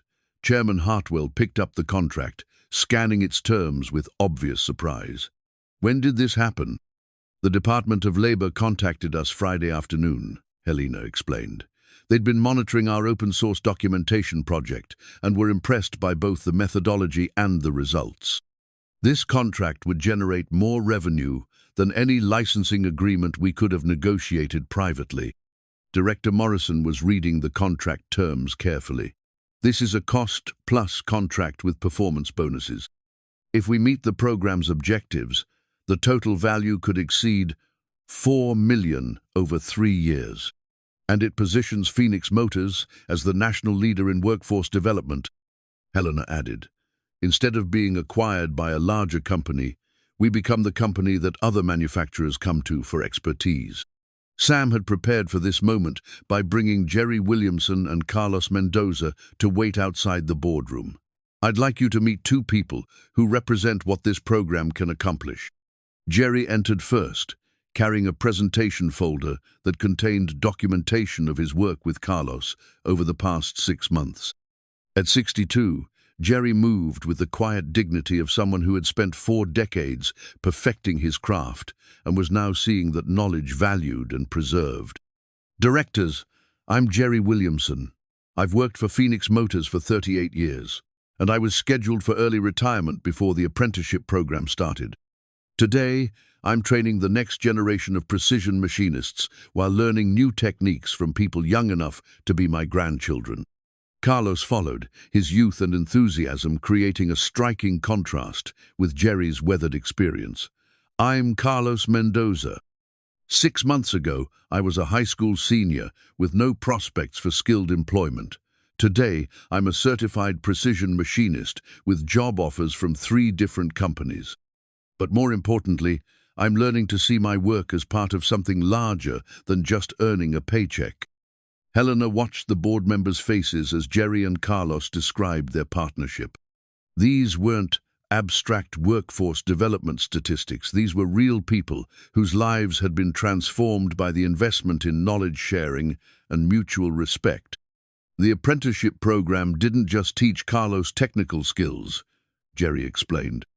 "It taught him to think like a craftsman, to take pride in precision, to understand that quality work is its own reward. These are values that can't be programmed into machines or learned from textbooks." Carlos nodded enthusiastically. "And Jerry didn't just teach me about machining. He taught me about responsibility, about seeing problems before they become failures, about the dignity that comes from skilled work. I want to pass those lessons on to other young people who need opportunities." Director Chen leaned forward, obviously moved by the presentation. "Carlos, what are your plans after the apprenticeship program?" "I want to become a mentor myself someday. But first, I want to get an engineering degree through the partnership program that Ms. Price is developing with Arizona State University. I want to combine practical skills with theoretical knowledge so I can help solve problems that require both experience and innovation." The mention of the university partnership prompted Helena to advance to her final slide. "We've established preliminary agreements with 3 universities to create degree programs that combine traditional academics with apprenticeship experience. Students can earn engineering degrees while gaining practical skills, and working professionals can pursue advanced education without leaving their jobs." Director Walsh was taking notes rapidly. "These partnerships could attract federal education funding as well as Department of Labor contracts." "Exactly. Instead of seeing the apprenticeship program as a cost center, we should see it as a revenue generator that also serves our core mission of manufacturing excellence." Chairman Hartwell had been quiet throughout the presentations, but now he looked up from the Department of Labor contract with an expression that suggested recalculation rather than resistance. "Price, if we proceed with this federal contract, what happens to the acquisition negotiations?" "We withdraw from acquisition discussions and position Phoenix Motors as an independent leader in manufacturing innovation. The companies that wanted to buy us become our customers instead." "And if the federal contract doesn't meet its objectives?" Sam stepped forward. "Then we've spent 3 years proving that investing in workers creates value for companies and communities." Even if the contract fails, we'll have documented methodologies that other companies can use to develop their own programs. Helena concluded her presentation by returning to the fundamental question. The choice before us isn't between profitability and idealism. It's between short-term gains and sustainable value creation. The apprenticeship program has proven that investing in workers' knowledge and experience generates benefits that extend far beyond quarterly earnings. As the board prepared to vote, Sam looked around the room at faces that would determine not just his own future, but the future of everyone who had believed in the possibility that companies could succeed by empowering their workers rather than just managing them as costs to be minimized. The investors' contract the Department of Labor agreement that had transformed the entire discussion lay on the table like a bridge between competing visions of corporate responsibility. In a few minutes, the board would decide whether Phoenix Motors would embrace that bridge or retreat to the familiar territory of traditional profit maximization. Either way, Sam Rodriguez had learned something that would stay with him regardless of the outcome. Sometimes the most practical decision was also the most principled one. The board's deliberation lasted 47 minutes, long enough for Sam to question every decision that had led to this moment, but not long enough to change his mind about the principles at stake. He waited in the corridor, outside the boardroom with Jerry, Carlos, and Elena, who had arrived with Marcus Williams and several other mentor-apprentice pairs. "Whatever happens," Jerry said quietly, "we proved that knowledge and experience have value. 6 months ago, most of us felt like we were just waiting for retirement or layoffs. Today, we know we have something important to contribute." Elena squeezed Sam's hand. "Dad, I've been thinking about what Mom would say about all this." "What would she say?" "That the most important victories aren't the ones that make you rich or famous. They're the ones that make you proud of who you are and what you stand for." The boardroom door opened and Helena emerged, her expression carefully neutral. "They're ready for us." Sam entered the boardroom to find the 12 directors arranged around the mahogany table, their faces reflecting a mixture of determination and uncertainty. Chairman Hartwell stood at the head of the table, holding a document that Sam recognized as the formal resolution that would determine Phoenix Motors' future direction. "Mr. Rodriguez, Ms. Price," Hartwell began, "the board has reached a decision regarding the apprenticeship program and the related strategic initiatives." Sam felt his heart hammering against his ribs. Everything they had worked for, all the relationships built and knowledge transferred, hung in the balance of whatever words would come next. By a vote of 8-4, the board has approved the following resolution. Phoenix Motors will accept the Department of Labor contract to develop nationwide apprenticeship programs.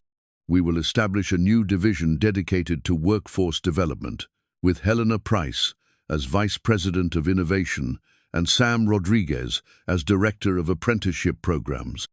The words took a moment to register. Sam looked at Helena, who was smiling for the first time in weeks. "Furthermore," Hartwell continued, "the board has voted to withdraw from acquisition negotiations and pursue independent growth based on our apprenticeship program's success.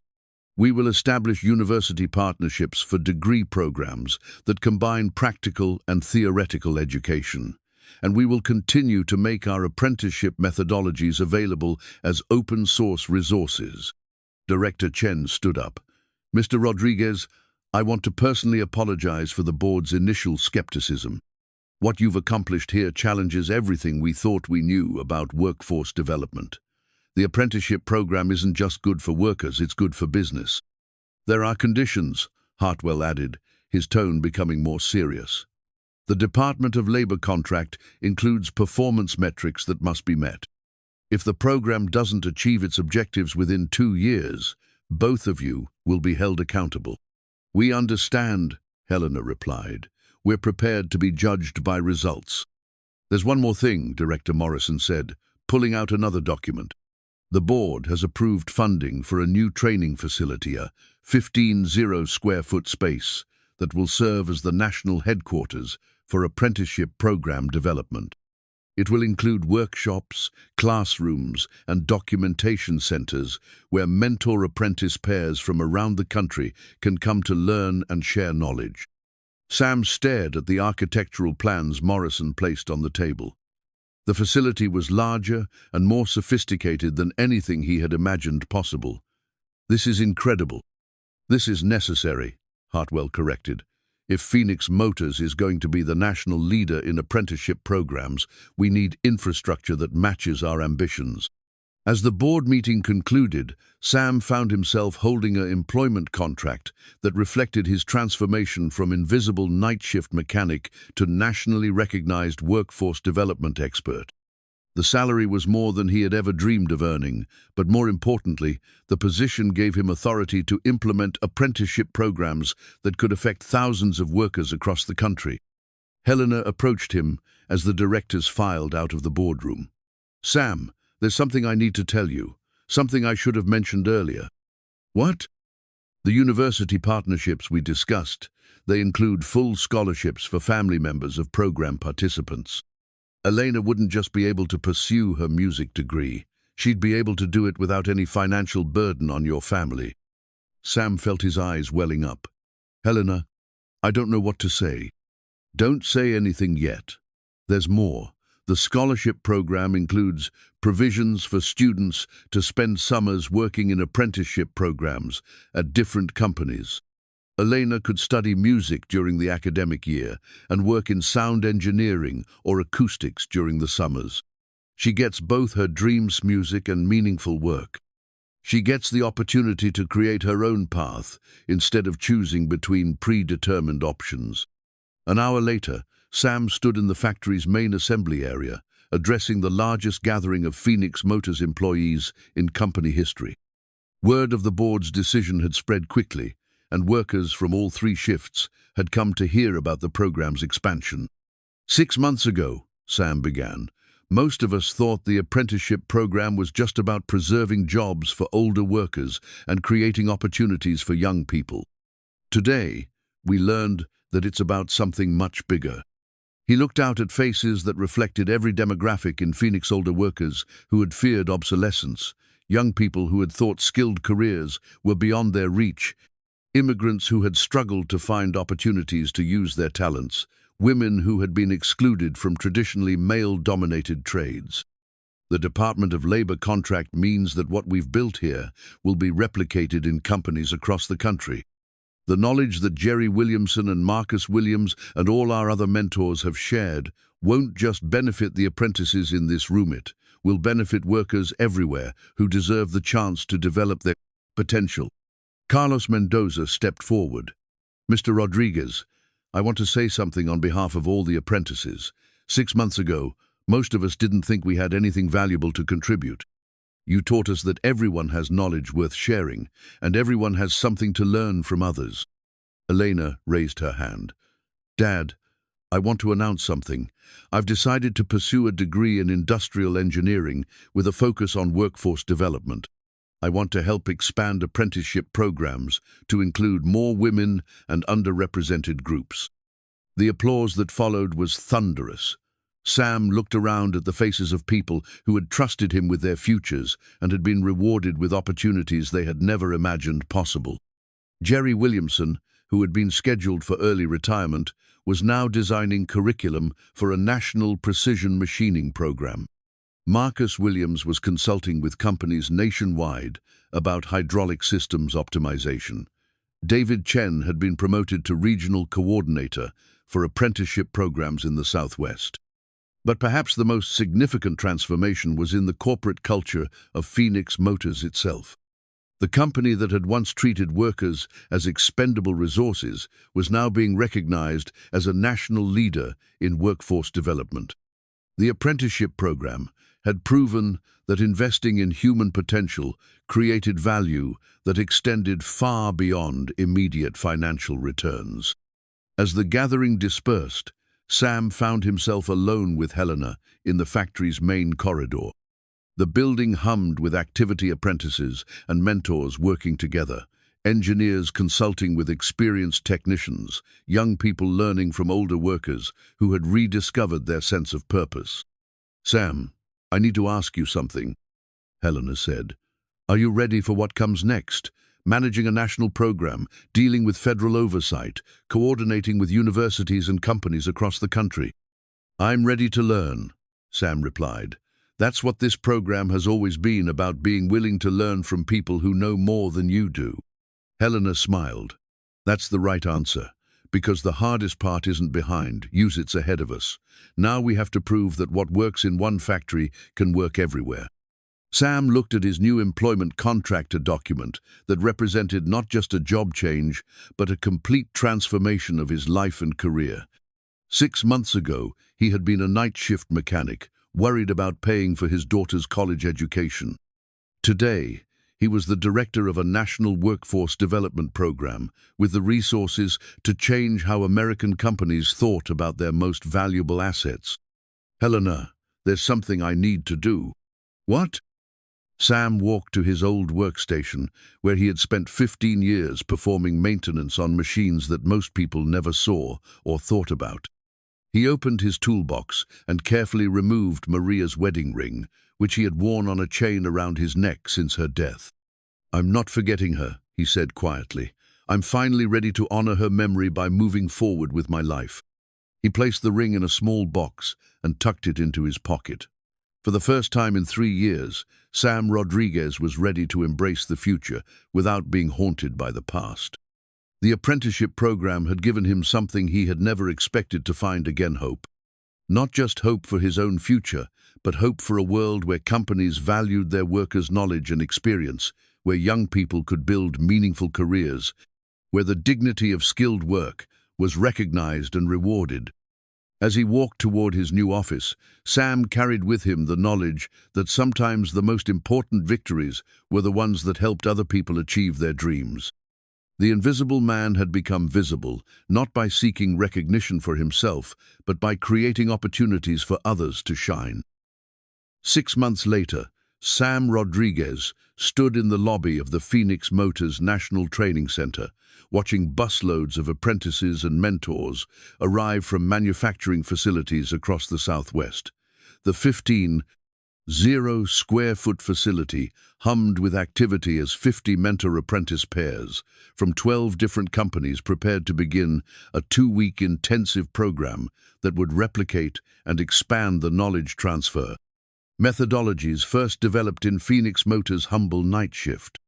The transformation was visible everywhere Sam looked. Jerry Williamson, now 63, led a team of precision machining instructors who were training mentors from companies in Arizona, New Mexico, and California. His student Carlos Mendoza, now 18 and a certified machinist, worked alongside Jerry as an assistant instructor, demonstrating how apprentices could quickly become mentors themselves.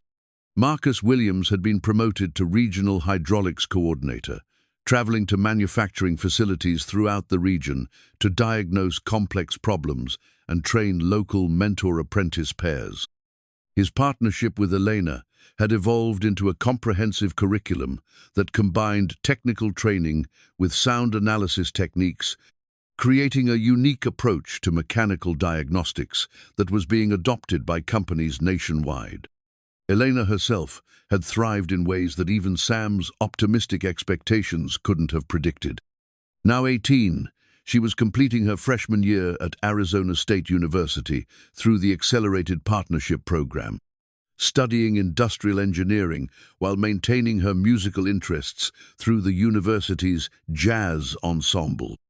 Her senior thesis project would focus on incorporating arts-based learning techniques into technical education, a fusion of her mother's creative legacy with her father's practical expertise.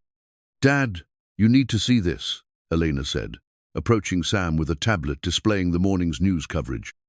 The headline read, "Phoenix Program Reduces Manufacturing Training Time by 40% Nationwide." The article highlighted the Department of Labor's interim report on the apprenticeship initiative's first 6 months. The statistics were impressive: 847 mentor-apprentice pairs established across 23 states, 2.3 million in documented cost savings, and a 89% retention rate among program participants. But the human impact was even more compelling. Listen to this quote. Elena continued, reading from the article. "The apprenticeship program didn't just teach me technical skills," says Maria Santos, a 17-year-old apprentice at Detroit Manufacturing. "It taught me that my ideas and observations have value, that experienced workers want to share their knowledge, and that I have something meaningful to contribute to my community." Sam smiled, recognizing the echo of his own transformation in Maria Santos's words. The invisible mechanic, who had once felt overlooked and undervalued, had created a system that helped hundreds of other people discover their own worth and potential. Sophia Price, now a freshman at Northwestern University's journalism school, had continued documenting the program's expansion. Her original documentary about Phoenix Motors' apprenticeship initiative had won several awards and was being used by the Department of Labor as a recruitment tool for companies considering program adoption. But more importantly, it had captured the human dimension of workforce development in ways that government reports and corporate presentations never could. "Sophia's latest footage shows something really interesting," Elena said, advancing to a video clip on her tablet. "She's been following up with apprentices who completed the program 6 months ago. 92% are still employed in skilled positions, and 68% have been promoted or received significant salary increases."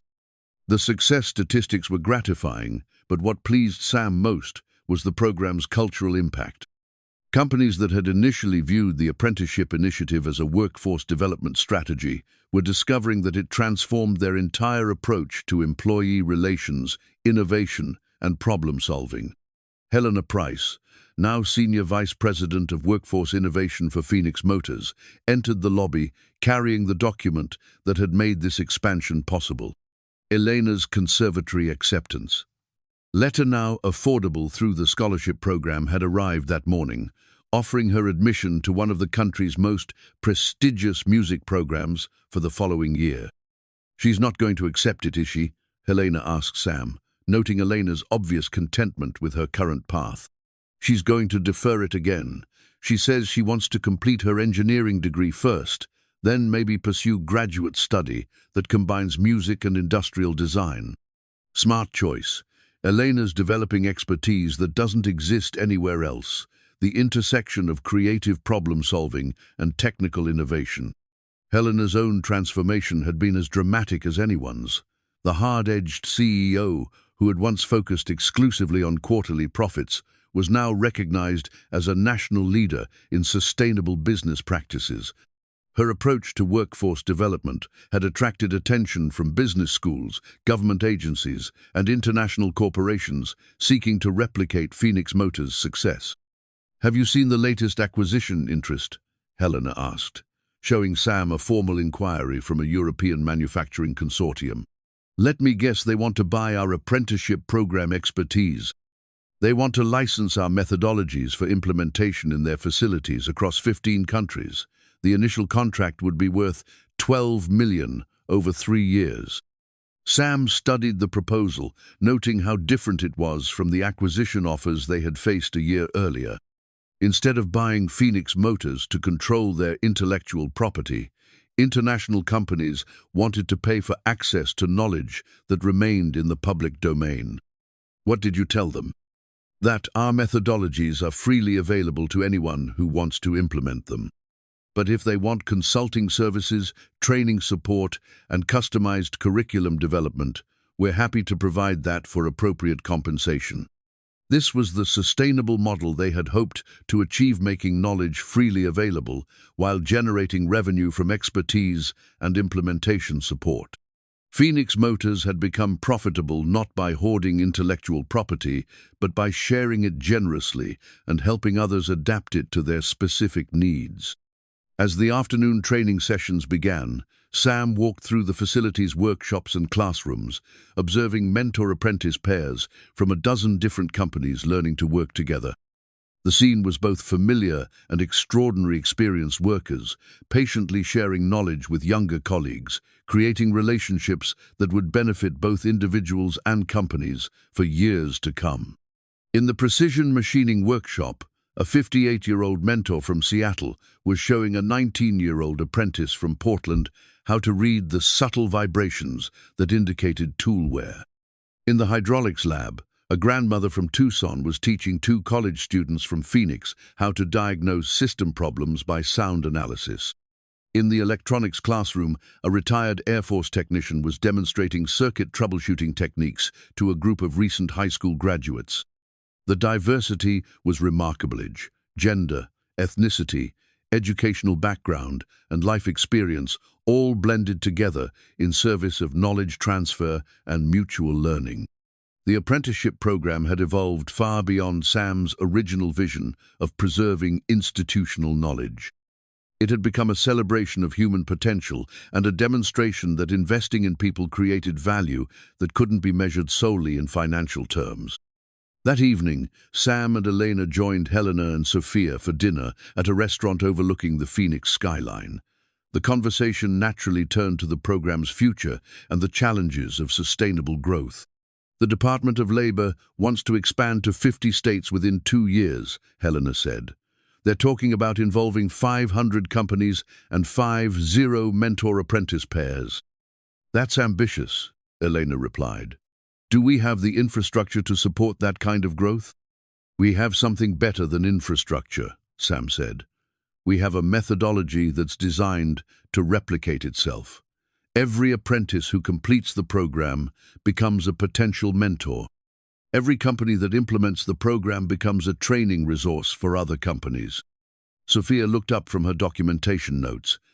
That's what makes this different from traditional corporate training programs. Instead of creating dependency on central resources, it creates distributed expertise that gets stronger as it spreads. The conversation was interrupted by Sam's phone, which displayed a call from Carlos Mendoza. Now 18 and working as a machining instructor, Carlos had been leading a training session for automotive suppliers in Detroit. "Mr. Rodriguez, you're not going to believe this," Carlos said, his voice filled with excitement. "The Ford Motor Company wants to implement apprenticeship programs in all their North American facilities. They want to start with a pilot program for 200 mentor-apprentice pairs." "That's incredible, Carlos. How did this happen?" "One of the suppliers we've been training had a quality problem that their engineers couldn't solve. The apprentice in their program, a kid named David, who's been learning from a 60-year-old welder, identified the issue in 15 minutes. Ford's quality manager was so impressed that he wants to understand how apprenticeship programs can be integrated into large-scale manufacturing." After ending the call, Sam shared the news with the others. The expansion to major automotive manufacturers represented a quantum leap in the program's reach and impact. "This is what we dreamed of," Helena said. "Proof that the apprenticeship model works at any scale, in any industry." As they prepared to leave the restaurant, Elena asked a question that had been on her mind throughout the evening. "Dad, do you ever think about what Mom would say about all this?" Sam considered the question carefully. "I think she'd be proud that we found a way to help people while staying true to our values. She always believed that the best solutions were the ones that lifted everyone up instead of just helping yourself." "She'd also be amazed at how far you've come," Elena added, "from night shift mechanic to national workforce development expert." "The title changed, but the work is the same," Sam replied.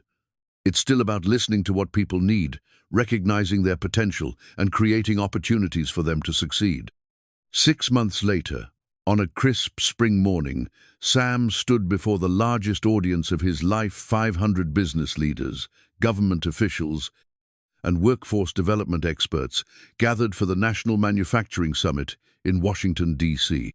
His presentation, titled "The Human Factor: How Investing in Workers Creates Sustainable Competitive Advantage," would be broadcast live to manufacturing facilities across the country. The statistics he presented were impressive. The apprenticeship program had expanded to 47 states, involved 312 companies, and trained over 30 mentor-apprentice pairs.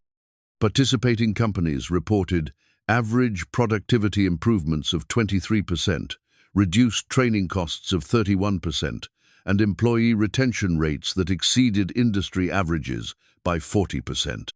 But Sam concluded his presentation with the story that mattered most to him, the transformation of individuals who had discovered their own worth and potential through the simple act of sharing knowledge across generations. The apprenticeship program works, he said to the assembled audience, not because it's a sophisticated training methodology, but because it's based on a simple truth. Every person has something valuable to teach, and every person has something important to learn. When we create systems that honor both sides of that equation, we unlock human potential that benefits everyone. As the audience rose in sustained applause, Sam caught sight of Elena in the front row, now 19, and serving as a student ambassador for the program. Beside her sat Jerry Williamson, 64, and still training precision machinists, and Carlos Mendoza, 19, and already supervising his own apprentices. The invisible mechanic had become visible by making others visible. The man who had once worried about paying for his daughter's college education had created a system that provided opportunities for thousands of young people. The widower who had been afraid to move forward with his life had built something that honored his wife's memory while embracing the future.